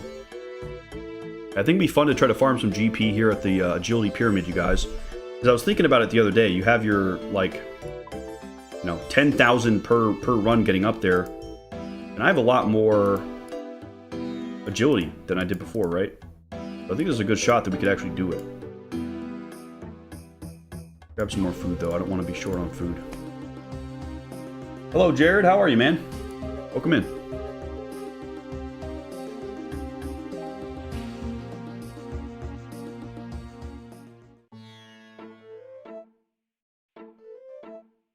Sarastas.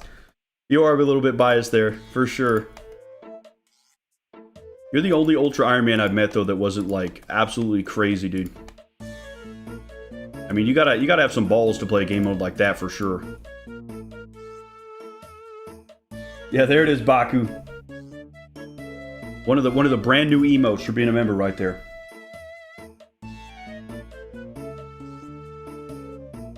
Yes, Requiem. That's actually good that you bring that up. I actually did vote that you should have all of the prior requirements to be able to make X, Y, or Z item, even if you loot it. Like, you can't be level 1 Herblore and get a super combat potion and then just be able to go buy them. I don't like that. I think you should have all the requirements to be able to make a super combat, get the item, and then you can buy it. Right? Treat it like an Ironman in all terms of unlocking and progression. And then you'd be able to buy stuff, right? That's how I feel about it, at least. Because I think that would be really... that would be like too much lenience, right? That'd be way too much. It's going good, Jared. We're doing some Fire Cape prep. We just finished up with a bunch of Hunter rumors. We were trying to get some Ranars. We finally got one right when we hit level 71 Hunter, which is a really nice little treat. So now we're doing Agility Pyramid to farm some gold, because I need probably 300,000 coins or so to level up my... or sorry, not level up, but recharge my Elven Crystal Bow. And then the last thing on my docket is I want to try to get the Void Mage helmet, because I'm expecting to have to use all 3 combat styles in the fight cave. So that way I'm switching around really just a helmet and a weapon, rather than having like full armor set switches. And then I'll have bonus damage and accuracy as well. Could be good. Thank you, Jared. I'm hoping the Fire Cape stuff goes good this Sunday. Same time, but on Sunday. Very, very, very excited for it. It's going to be our celebration for 500 subscribers. And we are a YouTube partner with members stuff now, so that'll be a big deal in that stream too. I'm going to kind of try to get folks excited about that. Because the more members we have, the more things we get unlocked for streaming, and streaming just becomes a lot more fun.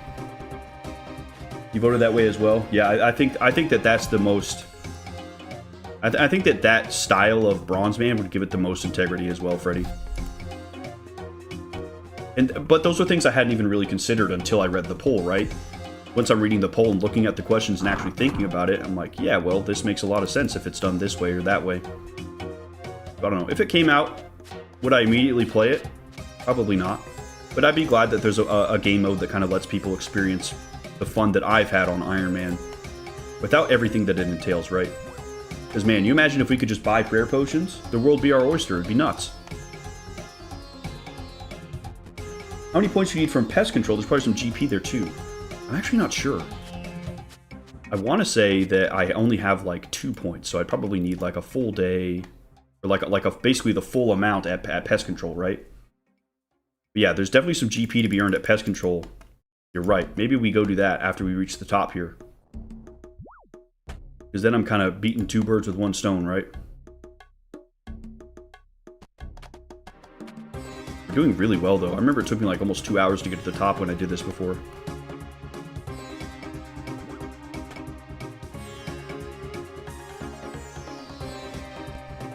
I like the agility pyramid. It's very cool.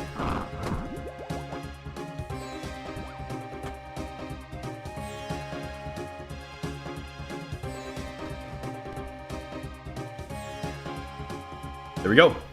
That was actually really chill. Holy shit. Do not have enough inventory space. Bye, water skin.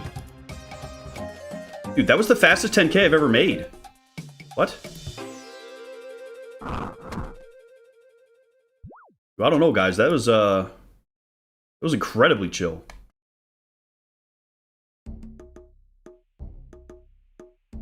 Yeah, that was only my 2nd ever agility pyramid.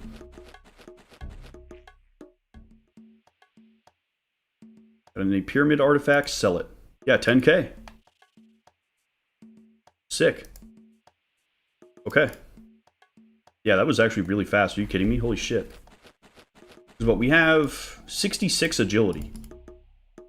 So we're leveling up some agility at the same time.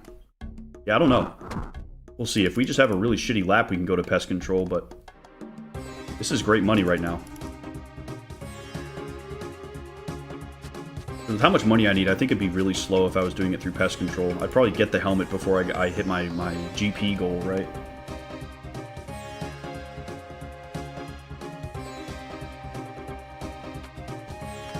You're busy on weekends, Jared? Well, the entire VOD of the Fire Cape stream will be on YouTube. So, even after it's all said and done, you'll be able to watch the full replay back anytime you want. Just super nice. That's actually why I prefer to stream on YouTube over Twitch, is that it automatically includes it on my channel. It's easy to find, and I don't have this sort of like segmented way of seeing what I'm doing. Here and Lobo says, I'll do it so easy, I'm OP. We'll see, man. I hope so. I think I've gotten pretty good at quick tapping or what is it, prayer flicking and all that jazz. I think we could do it, man. It's not going to be easy, but I think we could do it. I'm probably over leveled for it too. I don't know. Thanks for adding the VODs to the playlist. They don't show up under just videos. Yes, you do have to go to the live tab to be able to see the streams. So this one won't be in the playlist because I'm just doing some farming. Just a chill way for you guys to see kind of what we're doing. But yeah, I do like adding them to the playlist if we're doing something like big and special, like we checked out the Warriors Guild on Sunday. It's absolutely going to be in the playlist for sure.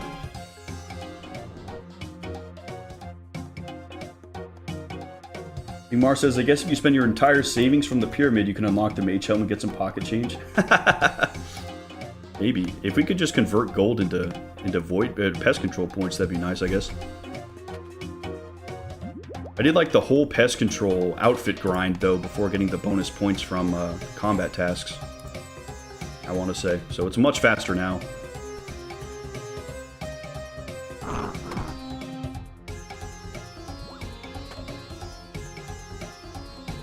Yeah, I'm just breezing through this, you guys. This is the freest 10K I've ever seen.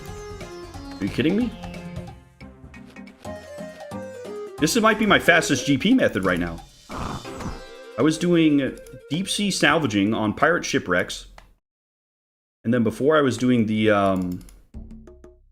what's it called? I was doing the Varlamore house thieving. This is nuts. Yeah, I just have to talk to him. Okay. Sell it. Yeah, this is freaking awesome. I don't know what the XP is, but I mean, that's not really why I'm doing it. Spend your entire GP on the crystal bow to get something back at pest control. Oh, yeah. I think that's a good planning, Mar. That's what I'm gonna do. Because then I won't be running around with 0 GP. I'd probably have to come here anyway. But I still have my rune axe. It's probably no. The weight's higher than it needs to be.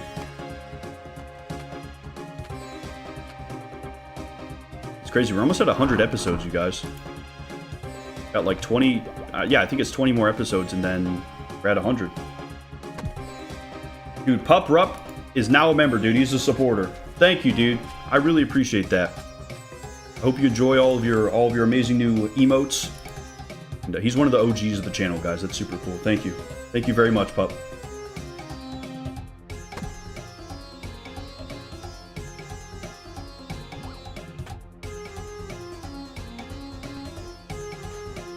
Crazy first stream, man. 2 members, big donation.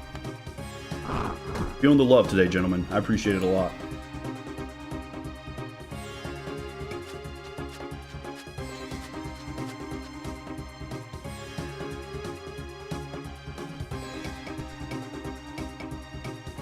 I wish we had like an in-game timer so I could see how long these laps are taking. We probably do.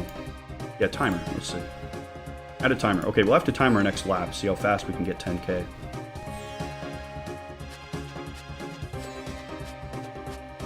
Because if we can get it, you know, in just a couple of minutes, we'd be good. Uprope says that's how he's prepping for the fire cape. Thank you, man. Thank you. It'll be really cool to see a bunch of green names in chat with the bear head come the fire cape. Y'all be the OGs.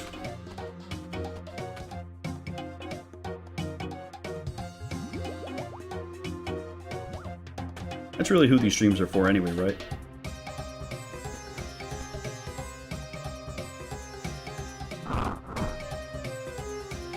Agility plugin shows laps per hour. Yeah. I want to see like the actual minutes and seconds of completing a lap though. We'll start a timer or a stopwatch after this. Yeah, this GP's nuts, man. This took forever when I first did it, so I didn't even think to come back. I was actually talking to my friend about the agility pyramid the other day and like the thieving pyramid as well. Like, man, I haven't done those in a minute. I bet they'd probably be pretty good now. I want to try to push for 81 thieving to try and get the one of the next rooms for thieving. Okay, here we go. Stopwatch has started. Let's see how long this takes. Probably only going to take a couple minutes. Because, man, if I can get 10k every like 2-3 minutes, Lord have mercy, dude. That's going to be a lot of gold.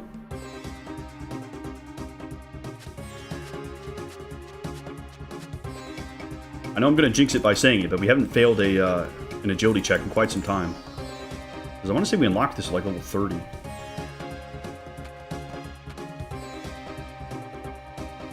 How do I join the clan? So, in our clan, Pack of Gents, you should be able to join as a guest. And then we got a couple people in there who can pull you in and make you a member. You do have to be on the same world, though, as either me or Pup Rup Cup there, F.E. Puckle. He's a recruiter for us who helps grab people when I'm not online. But anyone's welcome. Everybody's welcome in the clan.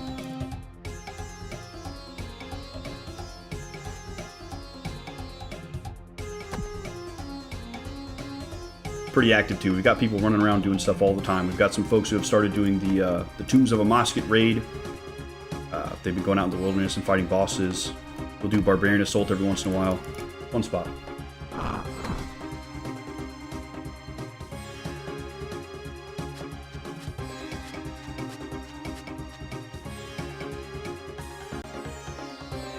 Thank you for doing that, Puckle. I appreciate it.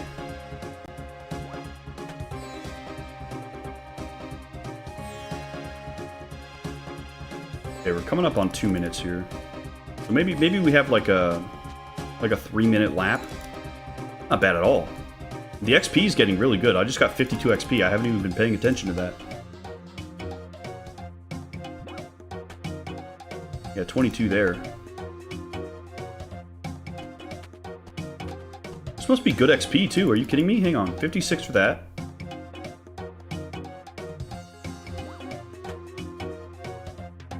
Wow. I guess it's because you need the water skins too, right? Like you're spending some resources to do it.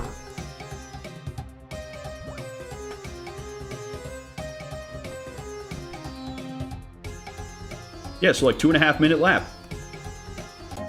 That's crazy. Okay. So then, you can pull out my calculator, dude. I'm trying to do some calculations. 60 divided by 2.5. You can do 24 laps. If you were hoofing it, dude. That's crazy, man. 240,000 gold an hour. I don't think I have a method that good.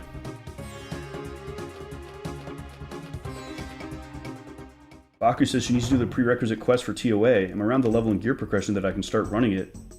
But you've done so little in the desert. I feel that. It feels like it's kind of like out of the way. I remember when I unlocked Contact, it was like a 75 combat level requirement, so I ended up not doing it because I didn't want to get smoked. But I feel like I could probably pretty easily get access to the Tombs of a Mosket, and I'd like to. I think it'd be fun to check out our first official raid. Because after I do a Kingdom Divided, we'll have like the story unlock, I guess, for Chambers of Xeric.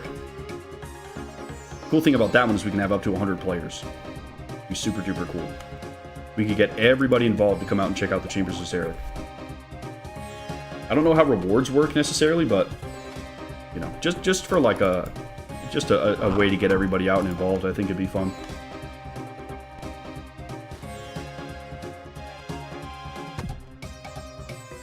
And I've heard that Tombs of a Mosket can be soloed, so I might try that. But worst case, I have a couple people that I could bring in that I know won't just like giga carry me. 300k plus an hour, yeah. Dude, this is really, really, really good. I think this is going to be how I make gold for a while. Oh, we failed our first agility check. Did a lot of Chambers of Xeric and leagues. Oh man, that's something I'm excited for about gentlemen, is doing leagues. It just sounds so cool with all like the demon stuff.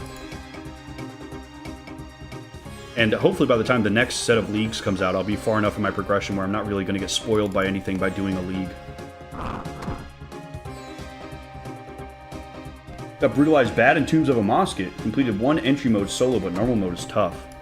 They actually have an entry mode. Is that just for learning? That's awesome. It's like World of Warcraft Retail has a couple different raid difficulties, and one of them is literally just like it puts you in with a bunch of people automatically, and you just check it out. It's got the lowest level mechanics and HP and damage and stuff, mostly for learning. That sounds cool, man. I mean, if I can complete it on entry mode, then I'll have a good idea of what the mechanics are, and then I'll feel better about bringing some folks in for normal mode. But that sounds like a great set of streams, right? Running some Tombs of a Mosket. It'd be fun. PoE is cool because you can do it solo and learn yourself, then get it going with the clan. Loot is split as well. Fantastic. Oh, that's awesome. That's awesome, Puckle. I'm so glad.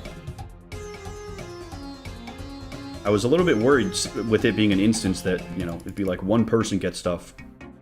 But I'm sure it's similar to Huecoda, where maybe it has like a gold value and then it splits loot based off that, like, you know, 50 Ranars drop and there's 3 people, so each person gets like 16 or something, I don't know.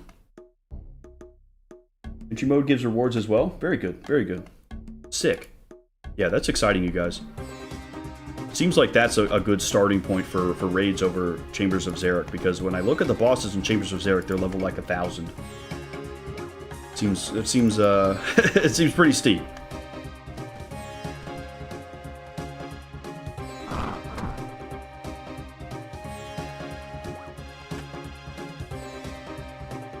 PoE is entirely doable very early. There are many mechanics. First clear took 4 hours solo. But if you can do the quest to unlock it, you can do the raid. Oh, that's exciting. That's very exciting. Man, there's just so much on the horizon of RuneScape right now. Like, it's wild, you guys. So many things that we can do. I really am very excited. If we're in a position now where we can kind of complete, like, almost all the quests in the game. So it's kind of just, I mean, really more than ever now, I get to choose sort of my own path through the game and how I want to approach it. And I'll tell you guys, after I feel like I'm finished with Barrows, I mean, it's going to be straight questing for a long time. Questing and then achievement diaries, and going to get back to it. Like, content's been a little bit slow. I don't think that, you know, just uploading 100 kills of Barrows would make for a great video.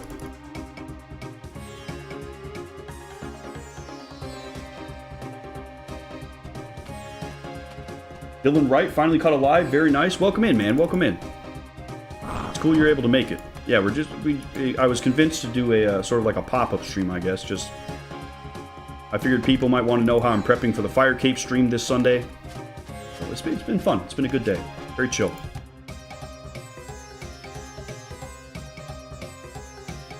Your money's on the level 92 against the level 1000, Freddy. Oh, man. I don't know if I'd gamble if I was you. Those are some rough odds. Let's see, it's like the dragon guy. Let's see.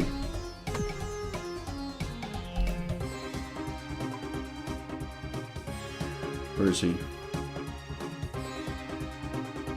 Yeah, Chambers of Xeric. Level 1043, dude. Oh, look at this. It'll scale to the number of players and their stats, which is super duper cool. We can bring up to 100 players. It's got Elite Master and Grandmaster tasks, so it's going to be tough, but there's like this Twisted Bow, there's Ancestral Robes, In's Bulwark is like a door I've seen people running around with. We got some kind of butt plug here, Kodai's Insignia, and some cloaks too. Be super cool. Get a bow, get some magic equipment. And I've seen that they just reworked how loot is sort of divvied out in Chambers of Xeric. They made some stuff a little bit easier to get, which is cool. I think it would make for a great clan activity. Aren't they coming out with a new raid later, like the Forbidden Archive or something like that? It looked like it was going to be in Varlamore. That'd be cool to have all the Varlamore quests done and then be able to go right into that raid when it comes out and see what additional lore they put in for Varlamore. It'd be really, really, really sick. Man, I'll tell you guys, Varlamore is my favorite zone in the game. It's such a beautiful zone. The music is incredible. It's got really rich lore. And its quest right now, at least writing-wise, is really, really, really good. It's up there with the Elf quest line. And a lot less tedious. Sounds good, Mitch. Sounds good. PoE is a scalable difficulty where you turn on incremental difficulty modifiers. Sick. Sort of like the Colosseum. Oh man, that's going to make for a great stream, you guys. I liked doing Perilous Moons solo by myself in a video. I thought that was a really, really good video. So I think I'll probably do Tombs of a Mosket solo as well for a video if I can, and then we'll stream like normal mode and stuff. Logan sent a GOAT trophy for 1,000 jewels? Bro, thank you, man. I dare say you should be getting a GOAT trophy with that. Thank you so much, Logan. Man, getting a lot of love today, you guys. This is sick. I really appreciate it. Feels good to get that 500 subscriber goal and get all this stuff unlocked, dude. The streams have just really been a lot better for it. We got our upload speed improved, so the stream quality's higher, just in time for the Fire Cape. And I'll be honest with you guys, I was not expecting to hit 500 subs as quickly as we did after I did my call to action for people to sub. I was not expecting it. Because this summer it's been a little bit slower, right? You know, people are outside and touching grass, back to school, and I've been feeling it. You know, I was expecting to have another month or so at least until we got to 500, but folks want to see the Fire Cape, so they're going to see the Fire Cape. Very excited. Seriously, thank you, Logan. I really appreciate that. Thank you.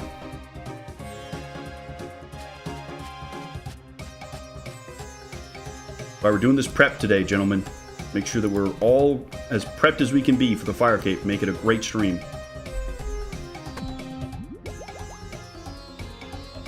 Freddy says, I loved your touching grass moment during the giant dwarf quest.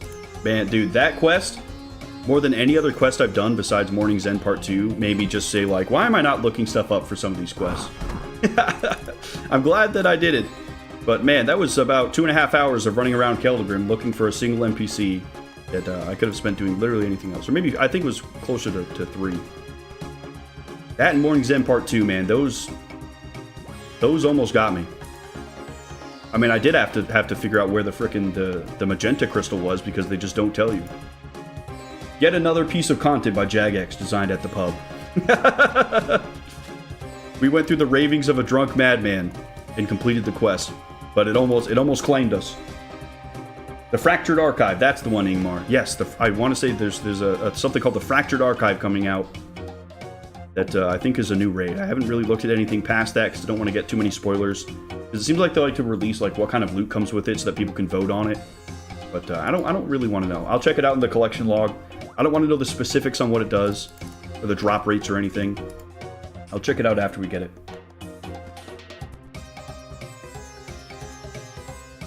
You 100% do TOA. How long will it take you to figure out the mechanics? Yeah. If you can perfect it, you can do it without supplies. That's awesome. Because I'll tell you, man, once I kind of like perfected Scurious, I actually had a lot of fun with it. Doing all the mechanics perfectly and prayer flicking everything on right on cue was a lot of fun. I had a really great time with Scurious. I don't know when I'll go back to him to finish him up, but I feel like I've kind of gotten past the need to do Scurious. But I was able to do, you know, very, very many runs back to back. Some runs without using a single prayer point. And really the only limiter there was food. But I've got Barrows to do now. I've got the Mad Angel that is approachable. Moxley-Otto, and the food is much more valuable in those situations than for Scurious.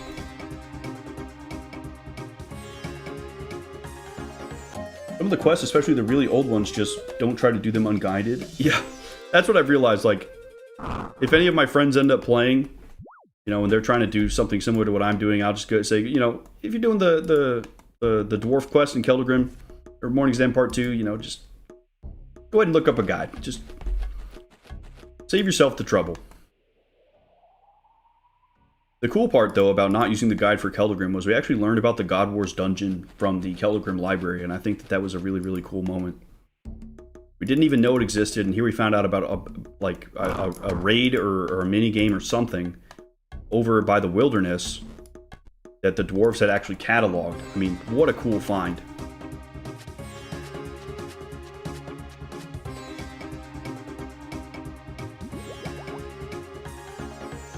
We'll check it out someday. I want to say that level 70 was the requirement for accessing a bunch of the bosses, which we have now. I'm level 70 in all the combats, so That'll be fun to check out. I think maybe after we get Blood Moon gear. Is they're level like 600 or something, right? Let's see, General Grardor. Where is he?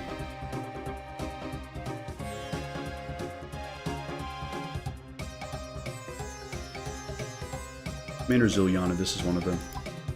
Yeah, level 600. So, slowly working up the ladder, so to speak, with the bosses we're taking on. Go through the moons. We're doing barrows. Slowly get our equipment upgraded to be able to take on these harder tasks. But I've seen a lot of people with the equipment that comes from the orc guy, the Bandos guy from God Wars. I've seen that a lot. That with the helm of Netsino or Netsinot, however you say it. Seems very, very, very good. The joke is that people call the raid Fred because it had its logo revealed in dark silhouette, so you can only see FR, big circle, Ed. The Fred archives. Fred Flintstone and all his gang are there. Surely. You can clear out a few fish and grab multiple pyramids. Oh, yeah. Okay. Yeah, I thought we'd take way more damage, because when I first did this, we did. We took a lot of damage. We're really not. I'll definitely be back here, though. I'll do that next time, surely.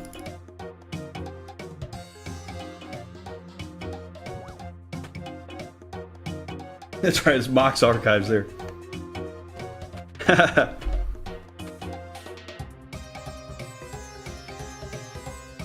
This is nuts, though, guys. We've already almost made 100k.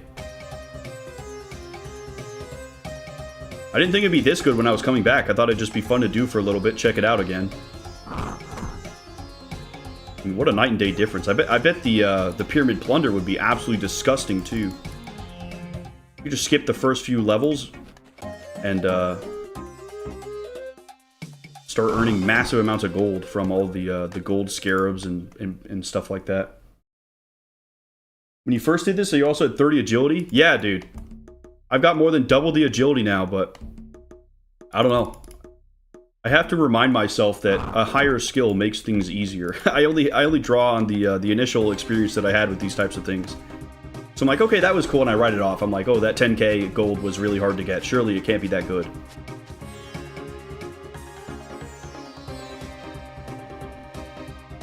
There's a couple things that I probably could go and revisit. And then there's like the Brimhaven Agility Dungeon, too, that we could check out. I feel like there's a lot of agility that I haven't really tapped into. Because it's just... I mean, there's gotta be nothing worse than trying to level agility on an agility course. Very boring. At least this has a little bit of interesting stuff going on. You know, you're getting the gold. You can actually fail.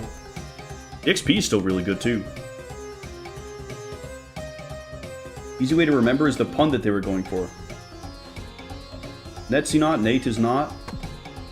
Yeah, 'tis so. Yeah, dude, that was all the Falador Knights had puns in their names, too. Requiem. I actually didn't realize it, so I was like trying to figure out what the pun was, but I was just saying their name completely wrong from what the pun is supposed to be. Nay, 'tis not.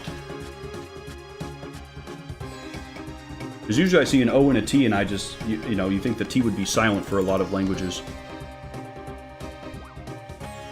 That's what you've been doing the whole time you've been watching today, is the agility course? Yeah, I don't blame you, dude. We recently had somebody get 99 agility in the clan, which is super duper cool, but he ran something like 8,000 laps of the Prif Dinis agility course, which is just like, holy shit. Crazy. That's right, Freddy. These god dang British fantasy pronunciations. Survivin'? Yep. What I said, Survivin'.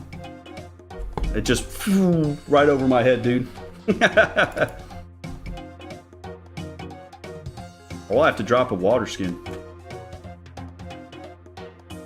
Kind of autopiloted the next lap here.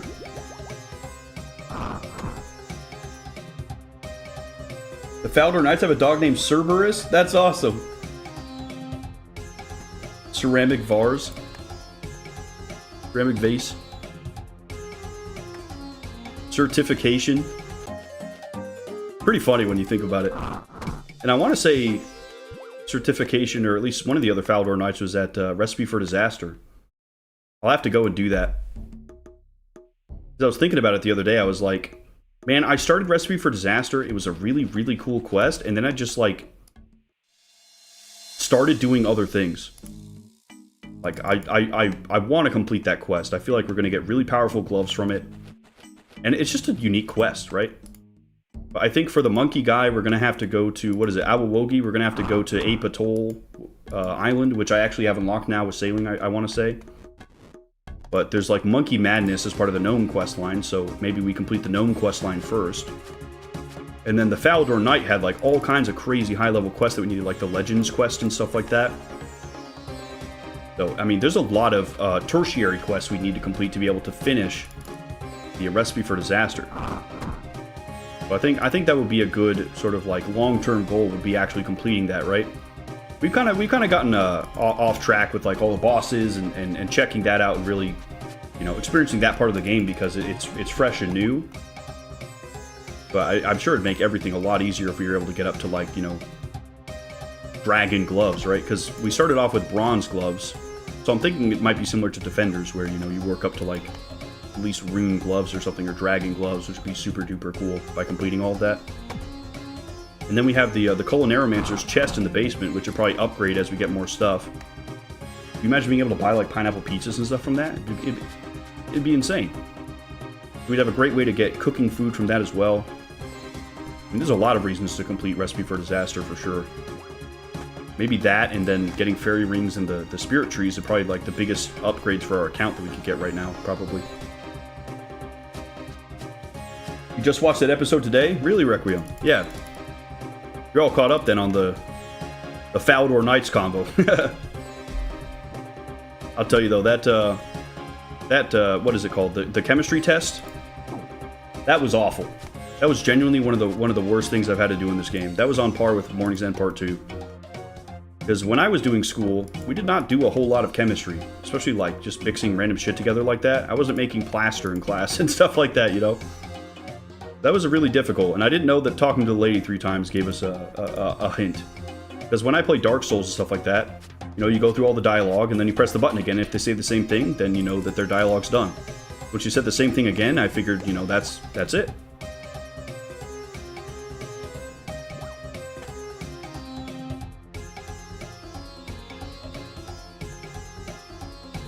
Monkey Madness is one of the single most iconic quests in all of RuneScape.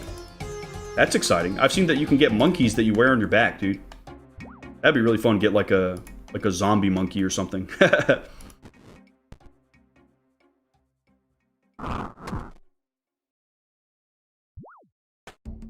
And then we'd also be working towards, potentially, Awawogi's Recipe for Disaster quest, which would be cool.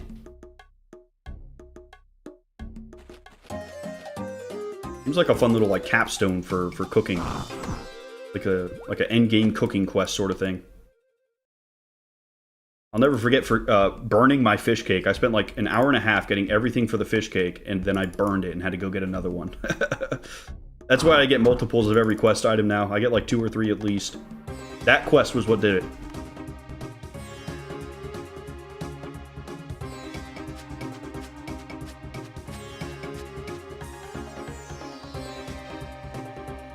Actually getting close to gaining an agility level now. Anyone wearing one of those monkeys is not okay and they need help. Really? Would you say that they're going bananas?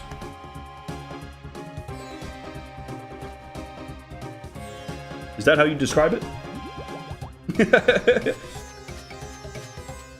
Maybe they give you like a debuff or something, I don't know.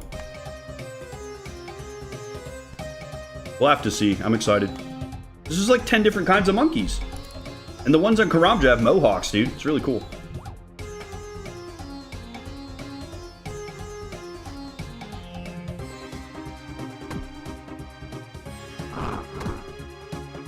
That's right, Freddy. Nothing worse than burning food. I've been doing deep sea trawling to catch a lot of fish at once. It's actually a really, really great source of fish. But I'll catch like 200 of the large jumbo shrimp or whatever. And I only get like 80 back. I burn like 65% of the food that I catch. God, it's awful. Like so much time out there spent fishing just for that. So, I mean, cooking levels are very valuable just for that, right? the time you spend catching food and everywhere else becomes more valuable. I'm only like level 71 cooking. Well, only, I guess. I guess I should say that's a pretty good level. But I want to say I got access to cooking the jumbo shrimps at 69. So, relatively speaking, I only have like 2 levels up on it, so I still burn things a lot.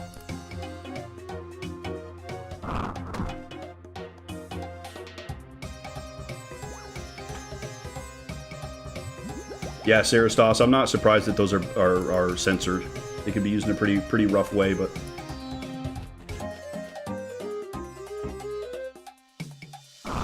Reject modernity, embrace monkey. Yes.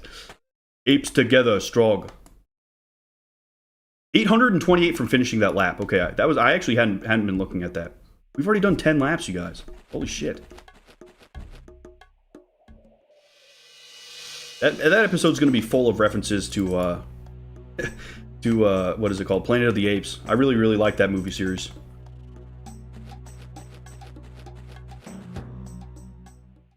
This man is cashing in. We are, Vim. Welcome in, brother. Welcome in. We decided to come check this out because I remembered that we could get some money here and some agility experience. I was talking to my friend about this and Pyramid Plunder. I was like, you know what? I haven't done them in a while.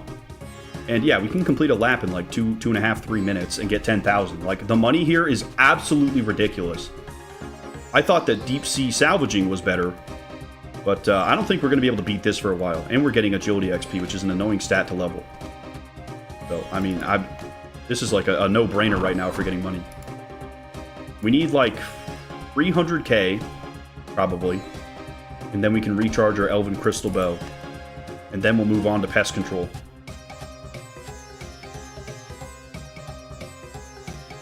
It's been a good day though, Vim. We finally are YouTube partners. We got member stuff enabled. And we've already gotten a couple members and some really kind donations. It's been a cool day. Wasn't expecting as much support for just a random pop-up stream, you know? It's been really nice.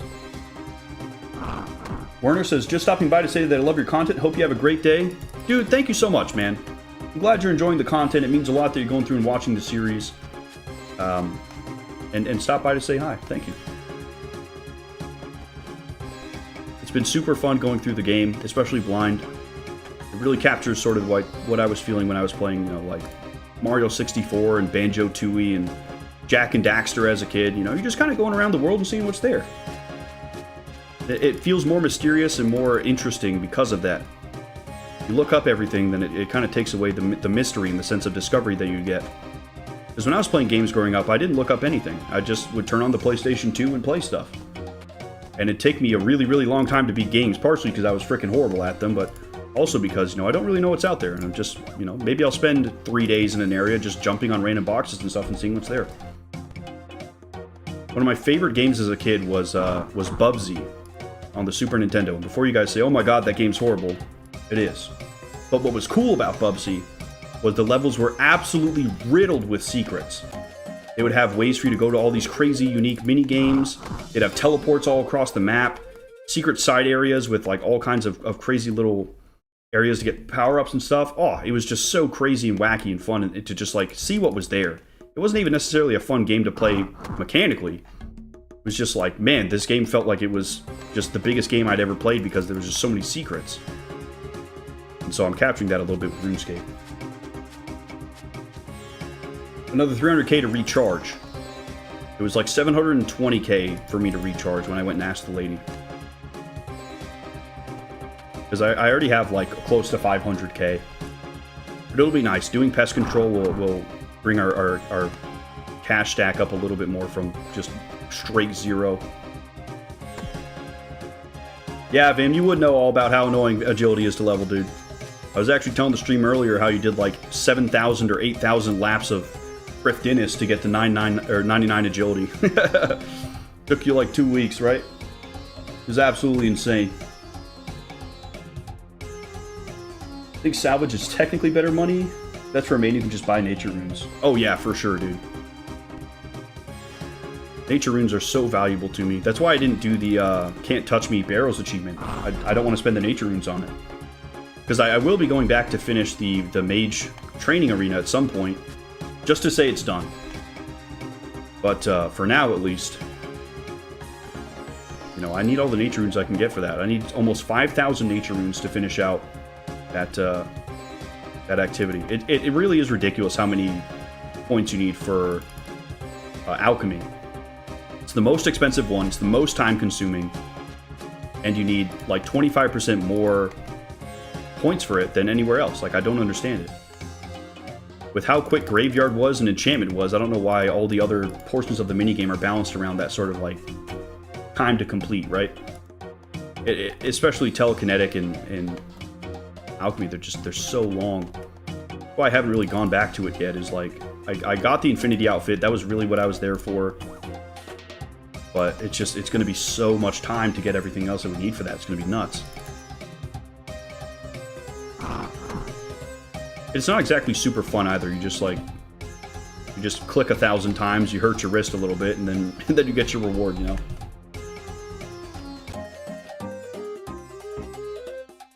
Freddy says, you dropped a Banjo-Tooie soccer minigame reference, and it's like I was flashbanged with nostalgia. Dude, the versus mode, absolutely. I would play that all the time growing up. I loved the one where you fly around as bees, and then the submarine one under the water. Those are my favorite ones. Yeah, and you know, like, Perilous Moons had, like, the Jack and Daxter fishing minigame. Like, they know ball, dude. They know ball.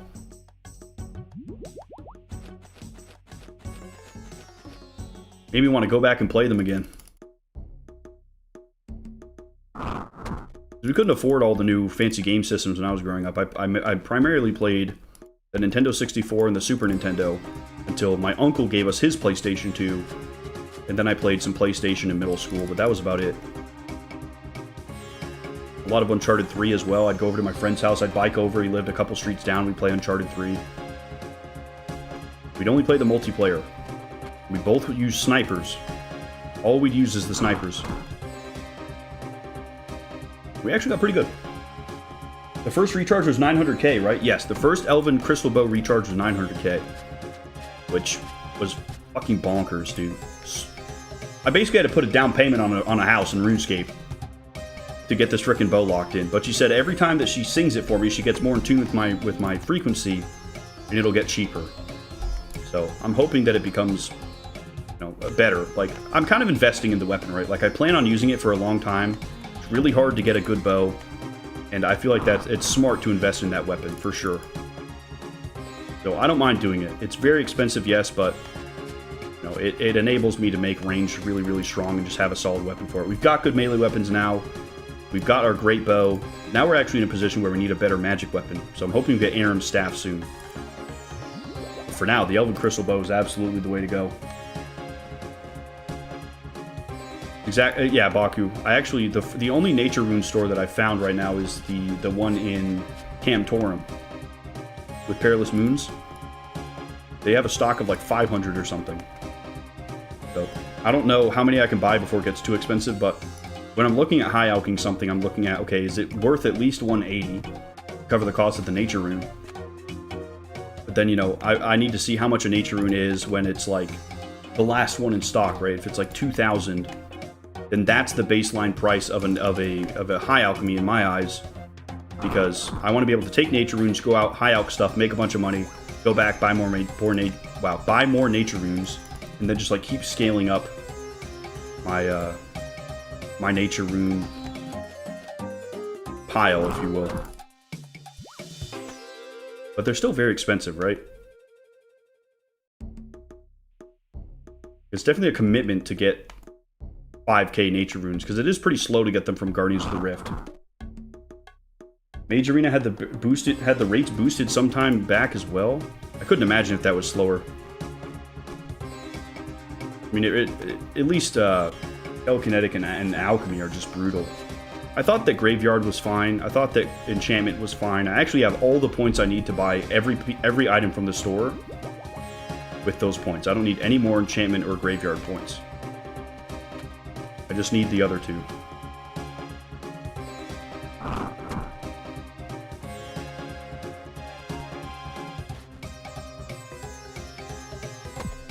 Yeah, that's what I did for a while too, Freddy. I would just grind out the Guardians of the Rift.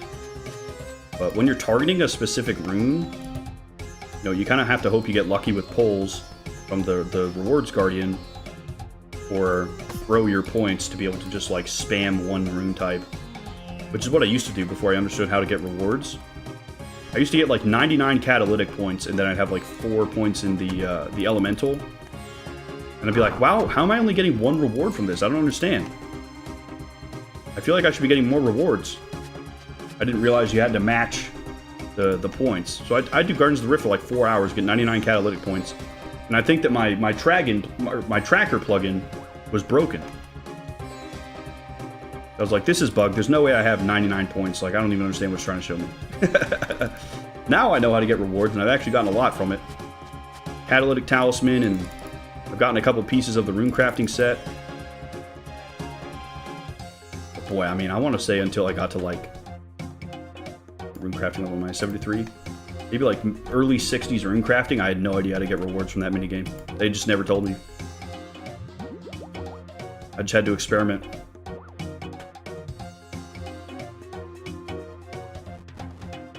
Assassin's Creed 2 multiplayer is what you miss, Baku. I don't think I ever played Assassin's Creed 2 multiplayer.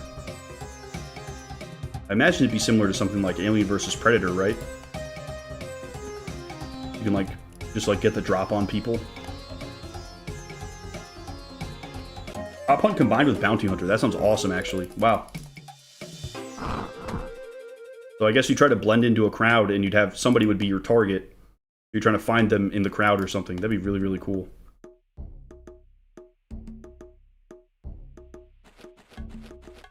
They don't really make stuff like that anymore. They have a lot of like, people have been calling it friend swap stuff, right? For sure, but like,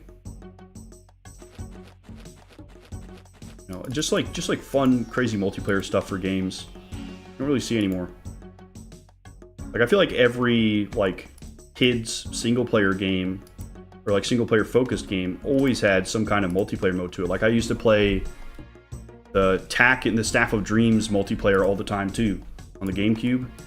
It was a single player game, but it had a great multiplayer mode. Yeah, Mitch, we're chilling on money now, dude. 150k is fat. I'm actually going to check and see how much we need. Refill our waters and put some of these bass away, because I haven't eaten a lick of food.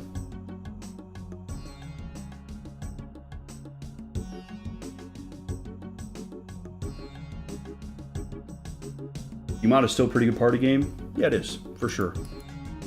My go-to party games are like Jackbox or Mario Party. We did a Mario Super Sluggers like team game the other day where we were constantly switching Wii remotes for who was playing. It was a good time. We can actually get more water skins now too. Stay out for longer. Water skin. Okay, there's 3 more. I don't think I can fill up in this town though. I think their well is run dry. Yeah, their fountain isn't running. Shoot, where are we gonna get water?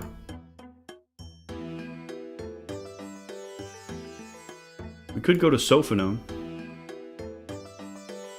Yeah, contact. Yeah, we can actually go in here. There's a water source there and there.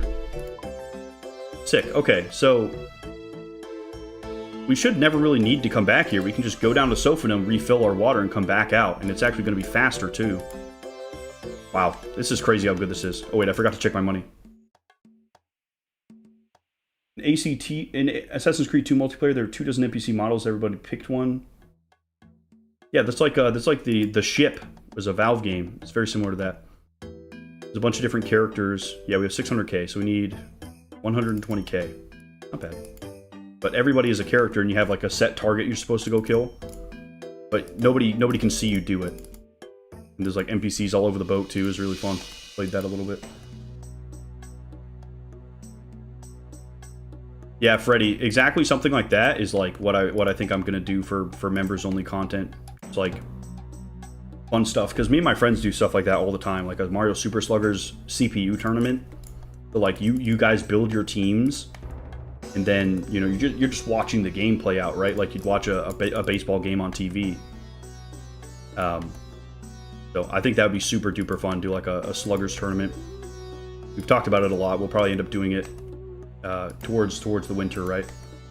Because the whole members stuff has just opened up, right? I don't want to be putting out members-only stuff and, like, limiting what people can see what.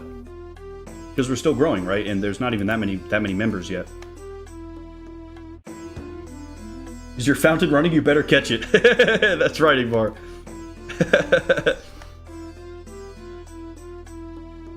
Call him up like the Abyss Pearl repair in Gardens of the Rift. This will be a fun quest to finish up, you guys. Contact and all sort of like the Egyptian stuff. Man, that'd be wicked. I'm really excited for this one, too. The Sphinx that stole my cat. I'll never forgive him. Here we go. Sink. Water skin on the sink. Nice! It does work. Thank God. We have a refill, boys. Puts it up there. Okay. Here we go. Tons of water skins. We're still negative on weight, so our run energy will come back quickly. Should be able to get a lot of money now. We can do what? 16 laps or something like that without needing to leave. We can just keep running. Yeah, Mario Baseball Manager. That'd be pretty fun. Mario calls you up and cusses you out because you keep losing games and you won't replace Diddy Kong on the batting stand. Betting on / shoutcasting Super Smash Bros. Level 1 CPU tournaments. Yeah, all kinds of stuff like that. I've seen videos of people, they'll have a bunch of different restaurants as CPUs. See which one wins, and that's where they go eat.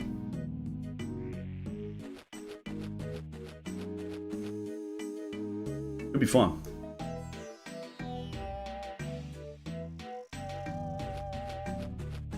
That's true, Ingmar. I was confident that I had the right answer, and I did not. And I lost the cat. They actually gave me the chance to rescind my answer.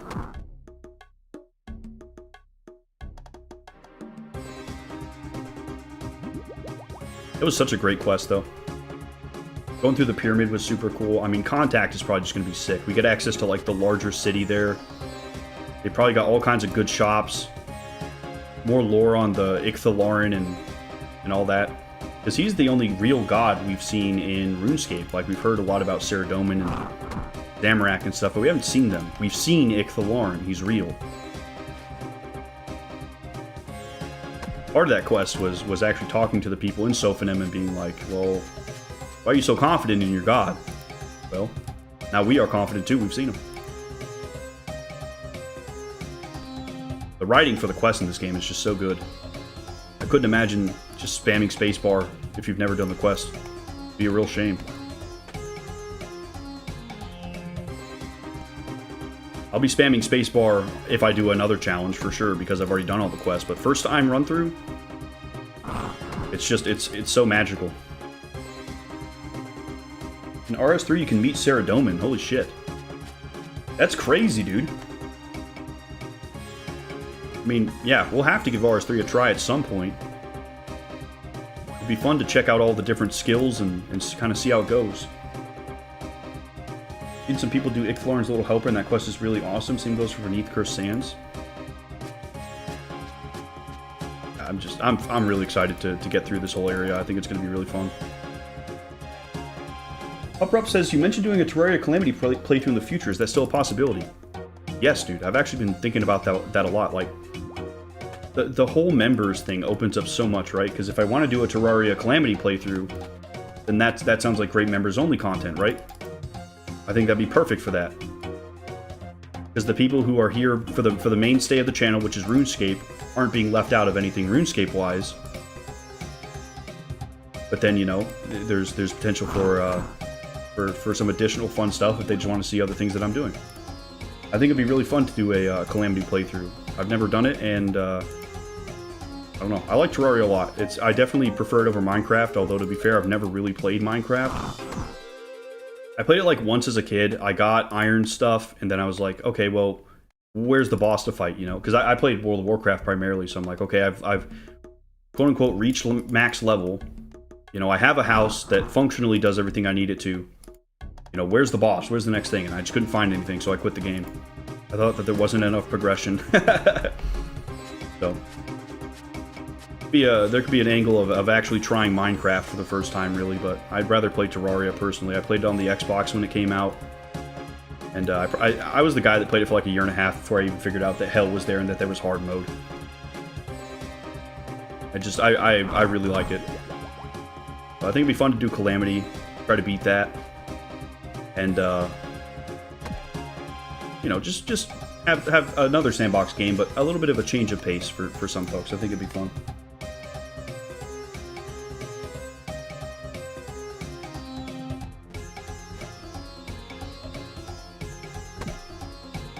There's some Calamity controversy. I don't know, is there? I don't keep up in those circles. Oh, you know what? I know what you're talking about. My friend actually told me about that. He said that the guy who made Calamity had some charges on him, which were not good. So I guess the team is trying to get Calamity back. We can continue development on it without him, but it's still playable, right? I could definitely still go through it. RuneScape 3 did a thing where they actually ended the 5th age. Holy shit! What? Wait, we're in the 4th age right now, right? In OSRS, is that correct? So RuneScape 3 is in a completely separate timeline.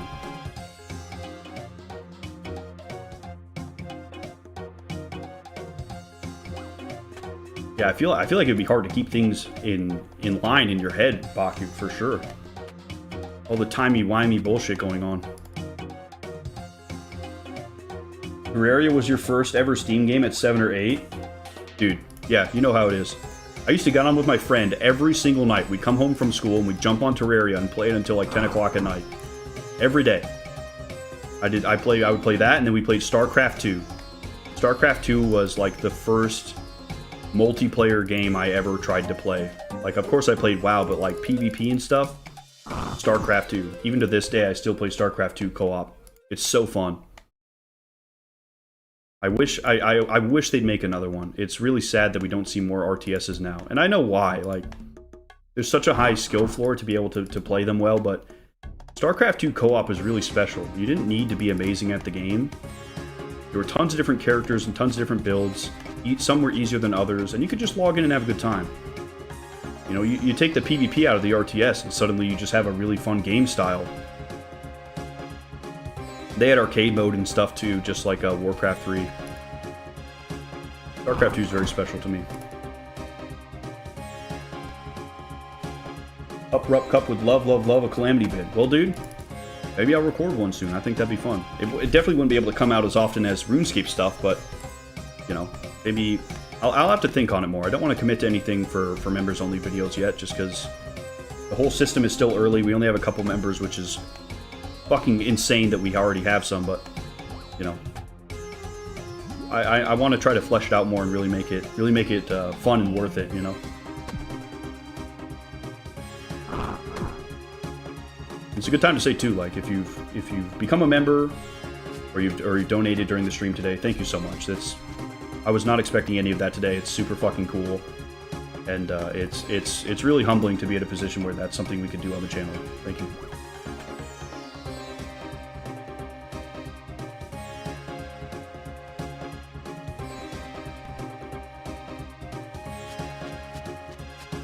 The Calamity drama is really bad right now. Separate art from artists? Yeah, exactly. Exactly. A lot of devs are creepy, but it's been broken up. Confirmed no more future updates. Damn. Well, I mean, I guess it's sort of a complete game then, right? That sucks though, man. I remember Smash Brothers a long time ago. There were a lot of people that came out as being not good people in the Smash community, and it just kept coming. RS3 has a quest sorting option by age, too. Wow. RS3's further ahead. Okay. So it seems like it might be a little bit of an interesting game to kind of compare lore and what's happened in OSRS with RS3 when we go to try it. Because even if it's just for like a day stream, right? It might be fun to just check it out. And like RuneScape Dragon Wilds is coming out soon as well. I bought that this last December. But I didn't play it a whole lot. I kind of wanted to wait till 1.0, and I think that'd be a really, really fun game to start streaming would be RuneScape Dragon Wilds.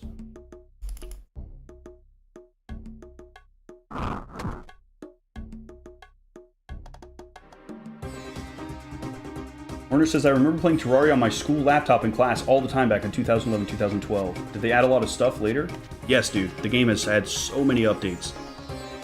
They actually just came out with one recently where they like redid the entire magic system and all the armors and stuff. It's crazy, man. And they've got all kinds of mod support too. I actually played it a lot in high school too. My teachers would be giving their lessons and I'd be in the snow biome digging around on the ground or something. Yeah, it's a very, very highly updated game. They've done a lot to it, especially since then. That's exactly right, Rup Cup. It's exactly right, dude. The big thing I don't want to do too much is segment my viewer bases, right? Like, you know, I definitely do want to have like members only stuff for like if I'm doing a big event with friends and I think it'd be good content. We'll have to see though. Maybe a separate series for RuneScape is a good spot for that. Maybe not. I don't know. We'll have to kind of test the waters and see how it is. This is kind of a new chapter for the channel, and we'll definitely have to try and learn some things. You know, see what works and what doesn't.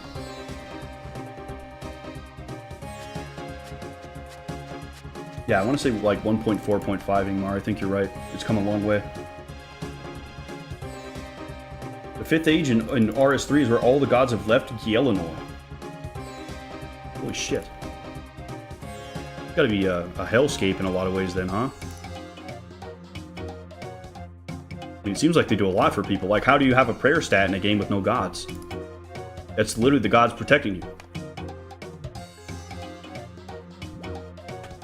It's not like a 40k versus medieval Warhammer situation. Okay, so it's not that huge of a jump.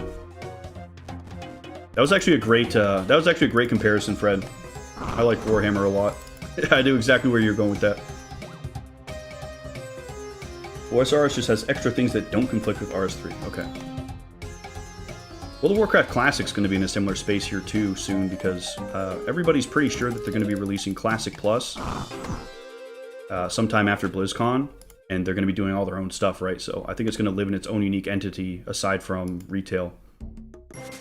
67 agility, boys. Let's go.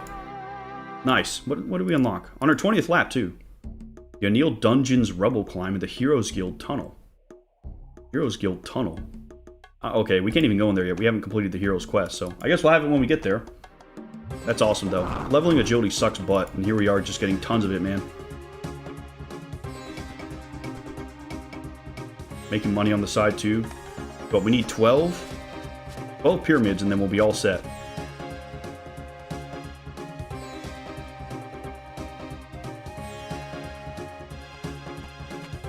Yeah, Terraria still does get updates, albeit like often, and they haven't really done like major gameplay updates in a while. They'll add like some small things here or there, but this most recent one was like a pretty big overhaul, some stuff. The only Warhammer exposure you have is Vermintide and Darktide. Amazing games. Amazing games. I probably have like 600 hours in Vermintide. I played it a lot in college.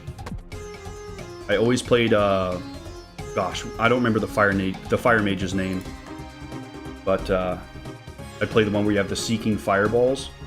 So fun, dude. I actually played the Warhammer MMO private server for a little bit, and I played a Sun Mage on that too. It's crazy though, like the whole MMO is built around PvP, so tanks, you can like select somebody and they take less damage, you like share a portion of their damage. And it's more like CC focused. It's very interesting. Because usually they build stuff around, you know, like the tank is the one actually getting hit by all the monsters, but you can't do that in a PvP game. People can hit whatever they want. It was a really, really unique take on like a tank class in a PvP setting. I thought it was really, really fun. Thanks for the grats, guys. The Majorat storyline tells a lot more about the history of the God Wars. Sick. The closest thing to a main storyline for OSRS. Yeah, dude, doesn't it have like 20 quests?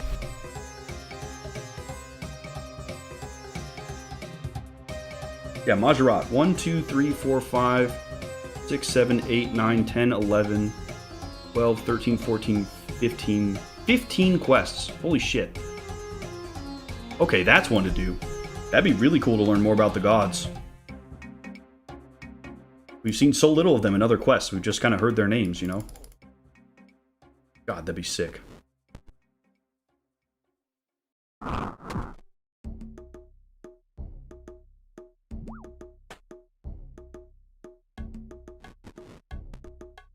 Yeah, Sienna. That's who it is, Freddy. Thank you.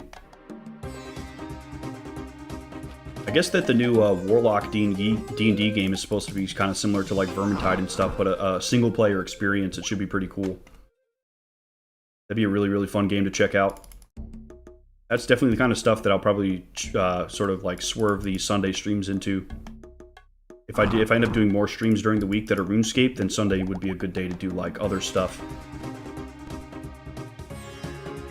I think that'd be really fun, because I do want to check out other games on my channel and sort of expand what the channel is. Because I really do play all kinds of games.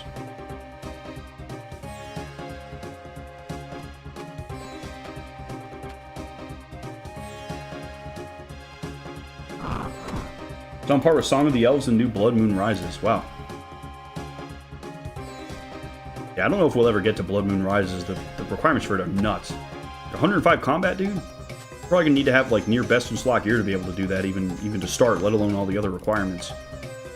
Song of the Elves for now is my big goal. I want to get the Herblore to do that and finish out that storyline, because it's just such an incredible quest line. Morning's End Part 2 is very, very special to me because, you know, it took me 3 days being in there and doing that, and it, you know, yeah, did I look up where the magenta crystal was? I did. But that was it. I did every puzzle myself. And so, you know, I don't know. It's very special to me. I think that the Temple of Light track is probably like my second favorite track in the entire game. It's cool. It was like someone just puts you in an escape room almost, right? Kind of what it felt like. And I do enjoy escape rooms. Even though it was incredibly difficult and it felt unfair at times, I feel like that was definitely a rite of passage that I was able to achieve, and it made me better for future quests, right? Because you know, there's going to be more puzzles ahead, surely, and that has helped me with types of things to look for and patience and all that good stuff. Did you find a use for the water orbs you got from Moons of Peril? I did, Warner. I've actually been, every day, I'll go to Zaf and I'll buy the battle staves and I'll make water battle staffs and high alch them. And I get like 25k from that every day. Just free money. Really, really nice. When I remember, at least. Because it looked like the water battle staff, right? So I figured I could probably put it on an actual battle staff, and lo and behold, you can. Having done Desert Treasure 2 for the first time relatively recently, best quest in the game easily, hands down. Really, Sarastos? That's your favorite quest in the game, Desert Treasure 2. Is that the Majorat line? Desert Treasure 1. Desert Treasure 2, the Fallen Empire, yeah. And that's probably gonna be here in Al-Kharid too. It's the desert, right? That's really exciting. And I've seen there's like a staff we get from Desert Treasure 1 in the Wizard book here. I'll show you. Is it weapons? Yes. Ancient Staff, Desert Treasure 1. We get an Ancient Staff. So I'm sure that that's going to be a very good weapon because it's placed above some of the wands, right? That probably has a high magic attack stat. And I want to say we've used it in Last Man Standing. I think we have. It's either Aram's Staff or that. Because they had all kinds of different gear setups. So I want to say I've seen it. But I don't remember what the stats are, and I don't really want to go to Last Man Standing to see the stats specifically, right? I just know that it's good enough to be in Last Man Standing, so it's probably pretty solid.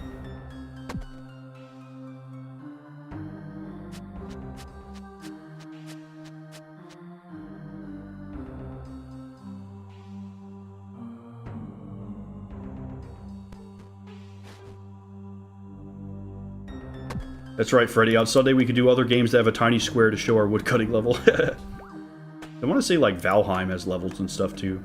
I only ever got through, like, the first zone in Valheim.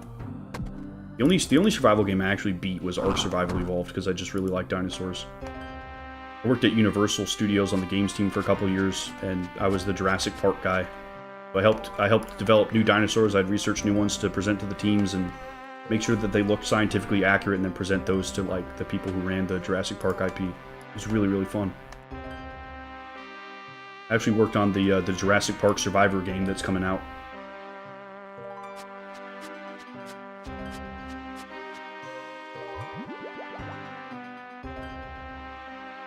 Baku has all the level requirements for Blood Moon Rises, but you haven't done the Myrite questline at all? Oh man, you got some homework, Baku. That's gonna take you a minute. Kingdom Divided was my previous favorite. Ooh. I'm excited for that, man. Kourend is such a cool place, and it was a little bit weird because you guys said that there was a reputation system, but I didn't have to deal with any of that, so it's like, you know, I feel like we would have been dealing with these kingdoms for much longer to actually be recognized by them, but instead we kind of just go in and are immediately talking to the leader of the zones and doing the quests. It kind of felt like World of Warcraft retail in that way, where it's like, you don't even know who you are, and you pop out and suddenly, you know, you're talking to the King of Stormwind and you're his closest ally, and you're like, what the hell? Like, I don't even know you, man. No way my character walked back onto it. That's crazy. But it'll be cool to kind of get, like, I guess, the chapter closed on Kourend and get more lore on kind of what's going on there, who this Dark Lord is, what's going on with all the kingdoms. Because each storyline sort of played into what the story beat for each kingdom would be, right? Like, the son of Hosidius is wanting to be the king. He feels that his family is owed it. Then you have Piscarilius that is going to be, like, the military force. Like, she doesn't even want to lead, she just wants to take out the current ruler and kind of stay on her own. You have the dark magic and the council guys and Arceus. I mean, there's just a lot going on, right? The Lizard Man war with Shazian. And what's going on with Zarek? I mean, I still have so many questions about the lore there that we need answered. I mean, I hope the quest is long, because they're going to have to answer a lot of questions. They really are. I'd be a little bit disappointed, admittedly, if I came out of that without all my questions answered on, like, what the state of Kourend is.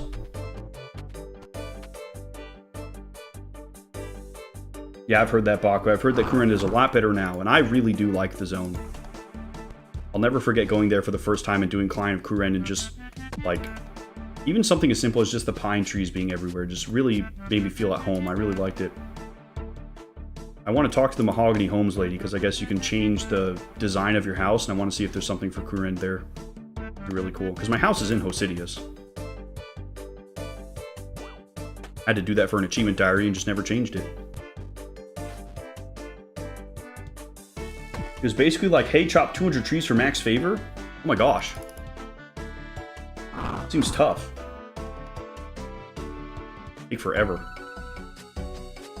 I don't know, I guess if you're leveling your skills anyway, then you're working to something else in the meantime, but seems like it was just unnecessarily time-gated in a way. Varying tasks for each area, very little to no story. Okay. So I guess they could even do with like a pre-quest towards, or before the sort of like the capstone quest there, to tell you a little bit more about them. It was kind of just like somebody sat a 900-page book in your lap and said, this is the lore for the zone. Like, okay, sure. Also just laid out worse in every zone. Yeah, I heard that a player just like redid the entire map, right? That's right, Sarastos. The farming patch in Hosidius, anytime I'm growing something and I'm like, I need this plant, always the Hosidius patch. It's so nice.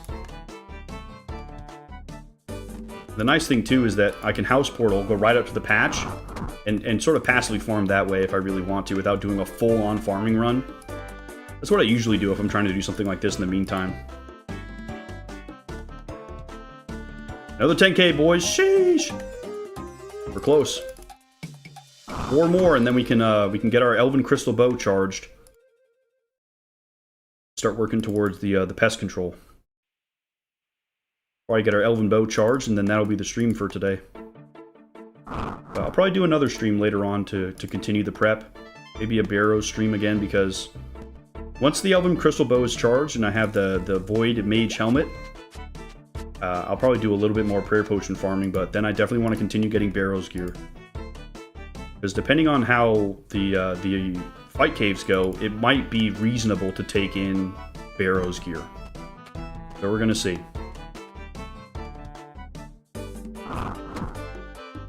And the double whammy there is that I'll be getting better gear for running the Final Dawn and a Kingdom Divided.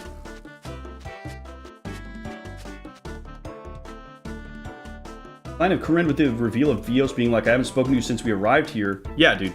That was such a crazy reveal. And then it just doesn't get touched for any of the other quests. Like, we have the book on the queen, right? Or the princess. And, you know, clearly something happened to Vios, which I think was the king of Kuren, and her father in Arceus that, like, destroyed his mind. Some like sorceress lady got him, but that's all we really know. So it seems like each of those rose locations have something to do with bringing back the princess, because she just vanished, right? So I think that the quest will deal with that. At least I hope it does, and explain sort of what happened to Vios. There's hints of it in the book. We have all the pages. That's kind of it, you guys.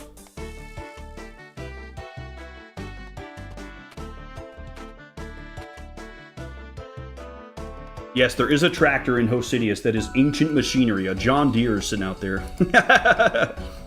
Right by the house portal, I want to say.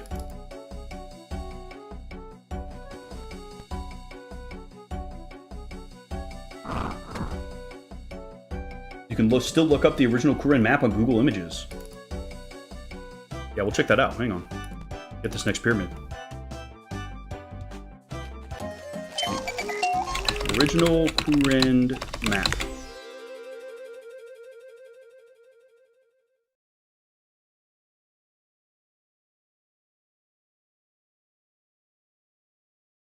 Open image in new tab. Here we go. Okay, the quality is horrible, but there's like a giant wall here, and then Shazian is just basically a giant military zone. Arceus is relatively the same. Lovakenge is kind of the same. Seems like they really changed up Shazian the most and then added all the other Lizard Man stuff. Because it's like, why is there this massive area here with nothing? Great Kuren, there's... Oh, they didn't even have a castle. Oh, weird. There's just a circle here. Tithe Farm is fucking huge. Look at that. That's like a quarter of the map in Hosidius.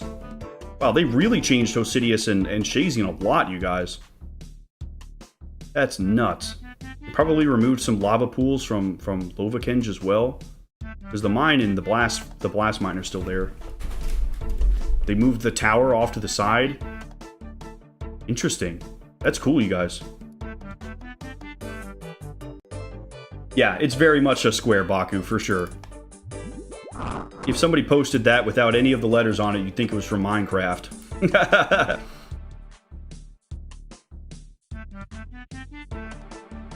What is that sound? I have a theme for opera. Here, I'll show you guys. One of my favorite movies of all time is Alien.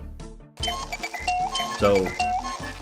this is my background, it's just Ripley, right? And then every time I type, you know, it's like, the sound of them punching numbers in their computer and stuff. I don't know of, like, a hotkey to disable it for stream because it's a little bit loud, but I like it a lot. I like the sound of typing. It was like walking around a flat dev map. That sounds awful, Freddy. That sounds terrible. I'm glad that the Kuren that I got to play was not that. Have I tried examining the tractor? I did. It said it was ancient technology. See, Sarastas says, as a blind player, what are your expectations of the fight caves as far as difficulty? And how long do you expect it might take you in total and per attempt? Okay. So, kind of what I have in my head is maybe like 100 waves, right? Because it was a series of multiple waves. We got to like wave 4 or something like that when I tried it. So I'm thinking it's probably going to be like 100 waves. I'm going to have to swap combat styles based on what enemy I'm fighting. Because they were like flying bat characters. there were these like giant golems that would shoot stuff at you, so you need range protection. There were guys that when you kill them, they'd spawn all kinds of like little critters.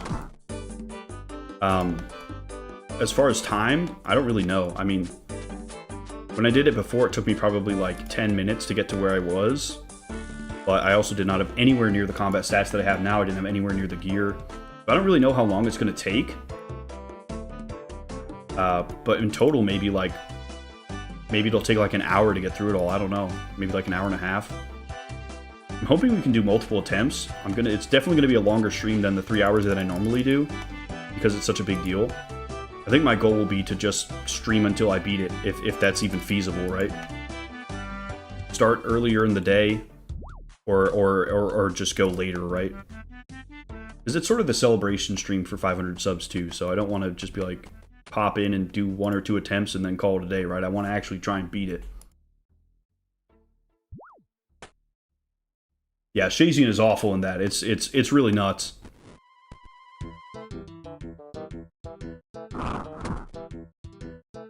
Tithe Farm was not an instance? Brother, that sounds awful. Everybody would have their own little plot, or you'd have somebody like running around in circles constantly trying to do 12 plots, and you'd have to world hop. I'm really glad they made that change. Before sailing, areas of the map had black squares. You could even walk next to them in world. That's crazy. I like sailing a lot. It's really kind of buffed up the world and made it feel like the whole world is something you can explore. It was really fun on our sailing episode recently, our overhaul, to go and explore all the different islands.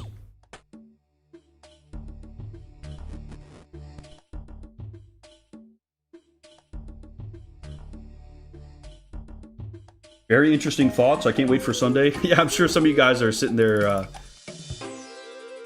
with your some of you guys are gonna have your eyes bleeding for sure with what I'm doing, but you know, we'll give it an honest college try and see if we can beat it.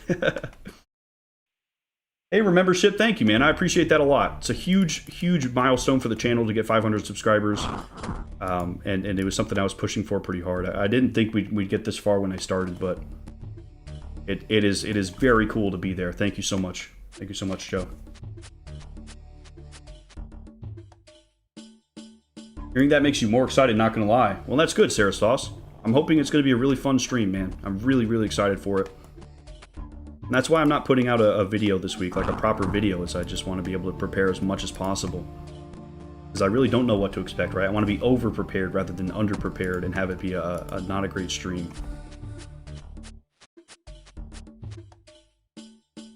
Werner says, you also had to grind reputation with the different places in Kuren to unlock stuff. Yeah, that just sounds... It sounds like a bad time. Chop down 1,000 trees to be able to do their quest. And especially, like, Kingdom Divided opens up so much, you guys. It's not even funny. Look at this. Arceus spells.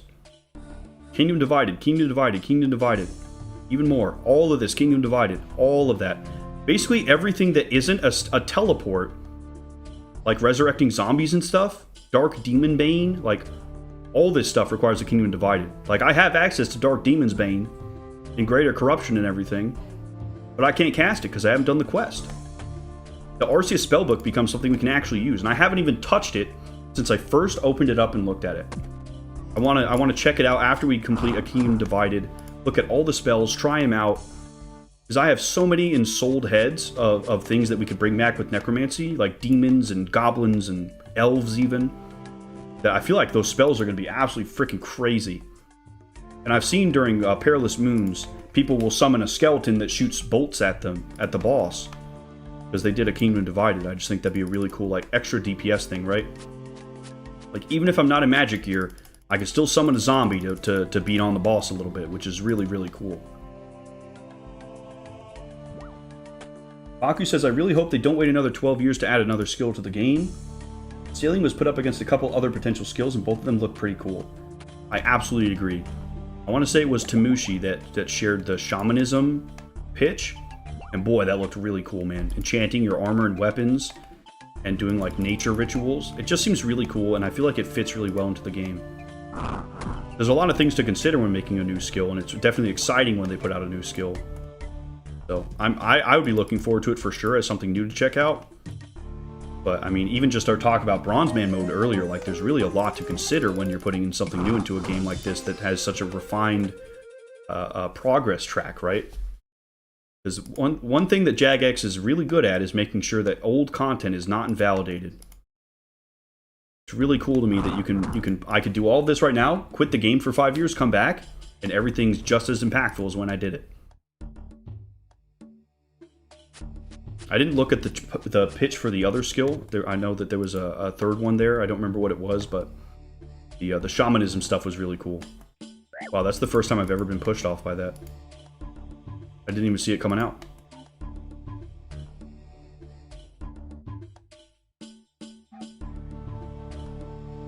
There were no quests. It was literally just do whatever the task was for the area. Yeah, old Kuren sounds really bad. Was it the first zone they put into the game? Was Kuren the first thing that they added? Because maybe that's why, because I'm sure that early on, when old school RuneScape relaunched, they probably just spent a bunch of time trying to figure out their systems again. Yeah, exactly, Baku. Shamanism. Yeah, very, very cool. Hunter plus Runecraft plus Herblore.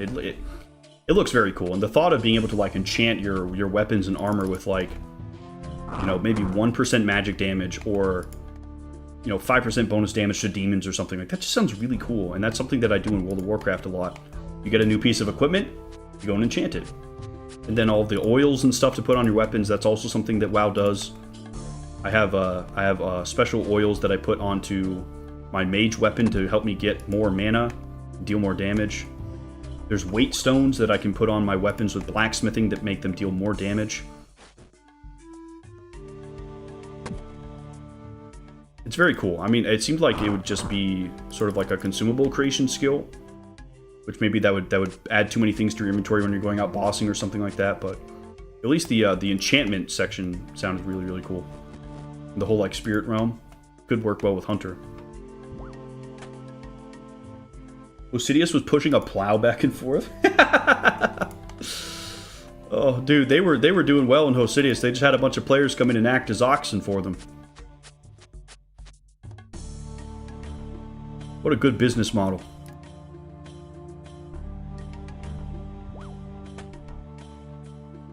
Third one was taming. Yes, dude, soup. Thank you. That would be so cool, man. When I play World of Warcraft, I've been playing a hunter. And hunters can tame animals to fight with them. I think it'd be so cool to be able to tame creatures to fight with, man. That would just be so badass. I love the sort of like Beastmaster classes in MMOs and stuff like that. Because I really like animals in real life too, you know, so it's fun to have a little buddy in the game as well. I'd really like that. But I guess there's summoning in RuneScape 3, so they'd have to make sure it's not too similar to summoning, right? But, you know, if you have to actually go out and take the time to capture them and you can only have a limited amount, like, something that I do on my hunter in WoW is that I have different pets for different types of activities that I do. But I can only have 3 pets. So I have to be pretty picky about what type of pet I'm collecting for that activity, because, you know, if I want to farm out in the open world, I'm going to have to be competing with other players. So I have a pet that can teleport to my enemy and hit it right away. That was our last pyramid. Let's go. We can go recharge our bow. But then, you know, if I'm doing like raiding content and fighting bosses, I have a separate pet that's more for single target damage. So I think there's some opportunity for them to just like, especially with Hunter and like the Larupias and Grox and Snowcats and stuff. Like, there's some real opportunity for them to do some interesting things there with taming.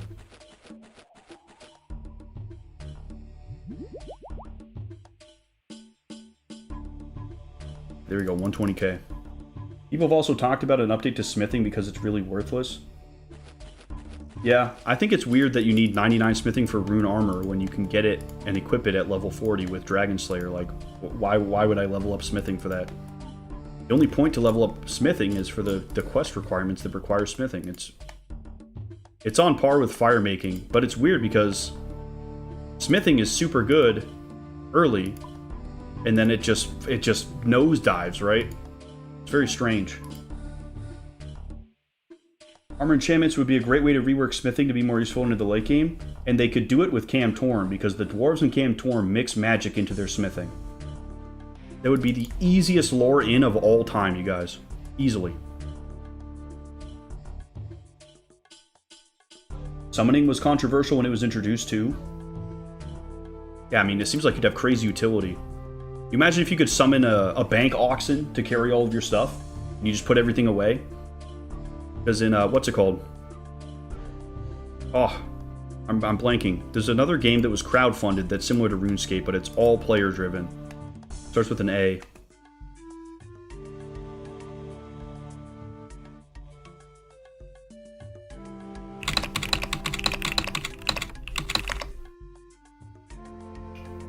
What is it called? Starts with an A. Albion Online. Albion Online, you could have different kinds of mounts, and depending on the mount, you could get like extra carry capacity or movement speed. They did all kinds of really cool, interesting things. So I feel like summoning can kind of get out of hand like that, because like part of the game of RuneScape is figuring out what you want to take with you, right? So if you can just do whatever, then, you know, I feel like it would like hyper optimize specific activities and make it so that you didn't even really want to do anything until you had everything for it. Okay, here we go. We'll go to Latia.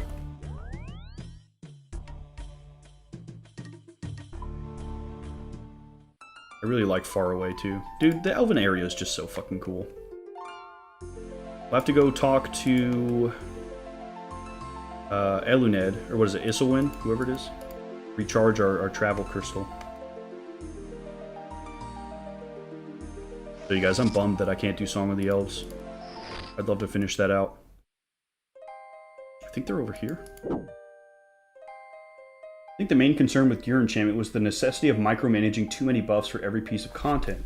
Might sound cool in theory, but be super tedious in practice. I absolutely agree. If there's too much variety in what you can do,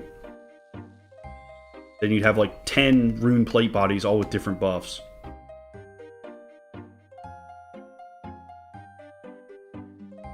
Which could be a little bit cumbersome, right?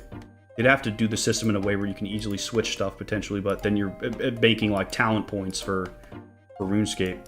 I did like the idea of the oils for sure. I thought that was interesting, like some additional kind of way to buff stuff. But I think it would really massively increase the power scaling as well. Let's see, I want to say the lady is like up here or over here. If we can find her. When I was doing Barrows, I think it's Carol reduces your agility. So when I came here to refill my crystal bow the first time, I actually couldn't do any of these shortcuts. Here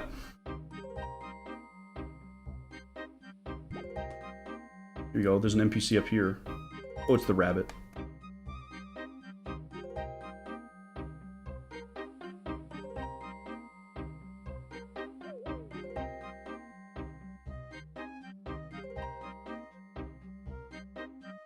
Teleports around like the roving elves too, so it's kind of hard to find. Go to the other spot where I know she is. The thing is basically had the same progression from when it was implemented in RuneScape Classic. That's crazy, man. They gotta fix that for sure. Here she is, right here, Ilfine.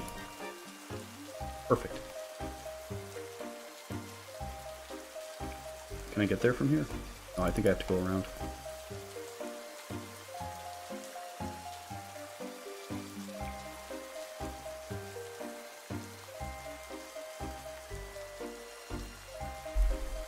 $720K though, man. That's a lot of frickin' money.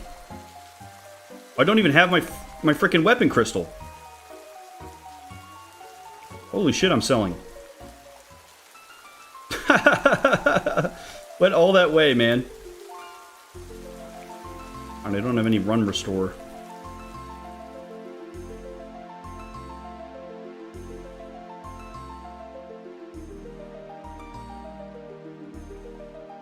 Your account kept getting hacked on Albion? That sucks, Soup. If my account ever got hacked, I'd probably just quit. Here we go, Crystal Weapon Seed, there we go. Especially this account, like I already have 37 days played. Like, to do all of this over again, unwillingly, I don't know if I'd be able to do it. Wasn't there a video where someone was summoning did a boss just by taking more and more food from the summon and just having infinite food? What the hell? It'd be ridiculous. Yeah, I can see why it was controversial.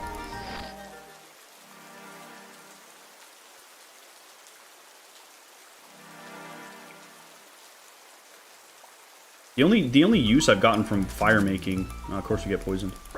The only use I've gotten from fire making has been the Abyssal Lantern. That's it.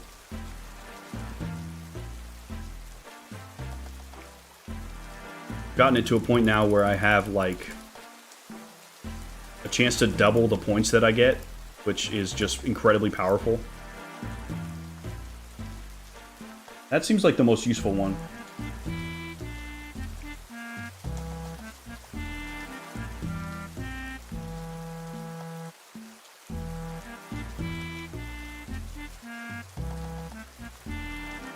Yeah, that could be cool, Baku, giving elemental enchantments to weapons. I really like the elemental weakness system. I think it's really, really, really cool.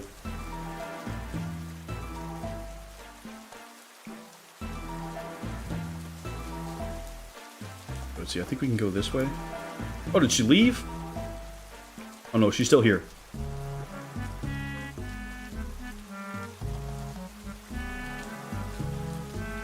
Gosh, it looks like you couldn't even get there. Hello again. Can you chant my seed? Okay, here we go. How much for a bow? Yep, 720,000. I'll take it.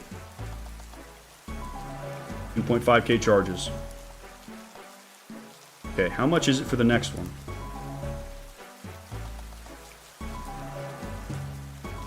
Oh, she doesn't say. It was 180k less, right? So it'll probably be like, what, 540 or something like that? I don't know, we'll see. Not bad though, guys. Let's get the hell out of here. Too much poison for me. So we're close to 1,000 hours, am I? Let me take out my handy dandy calculator and check. 37 times 24 plus 4. 892 hours. That's actually crazy. That's a lot of time, you guys. That is a lot of time. Good game.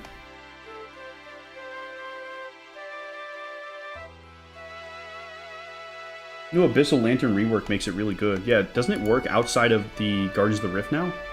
Something like that? Oh, yeah, it does. No, that's sick, Baku. That's incredible. It completely changes how you could go about using that item. That's wicked.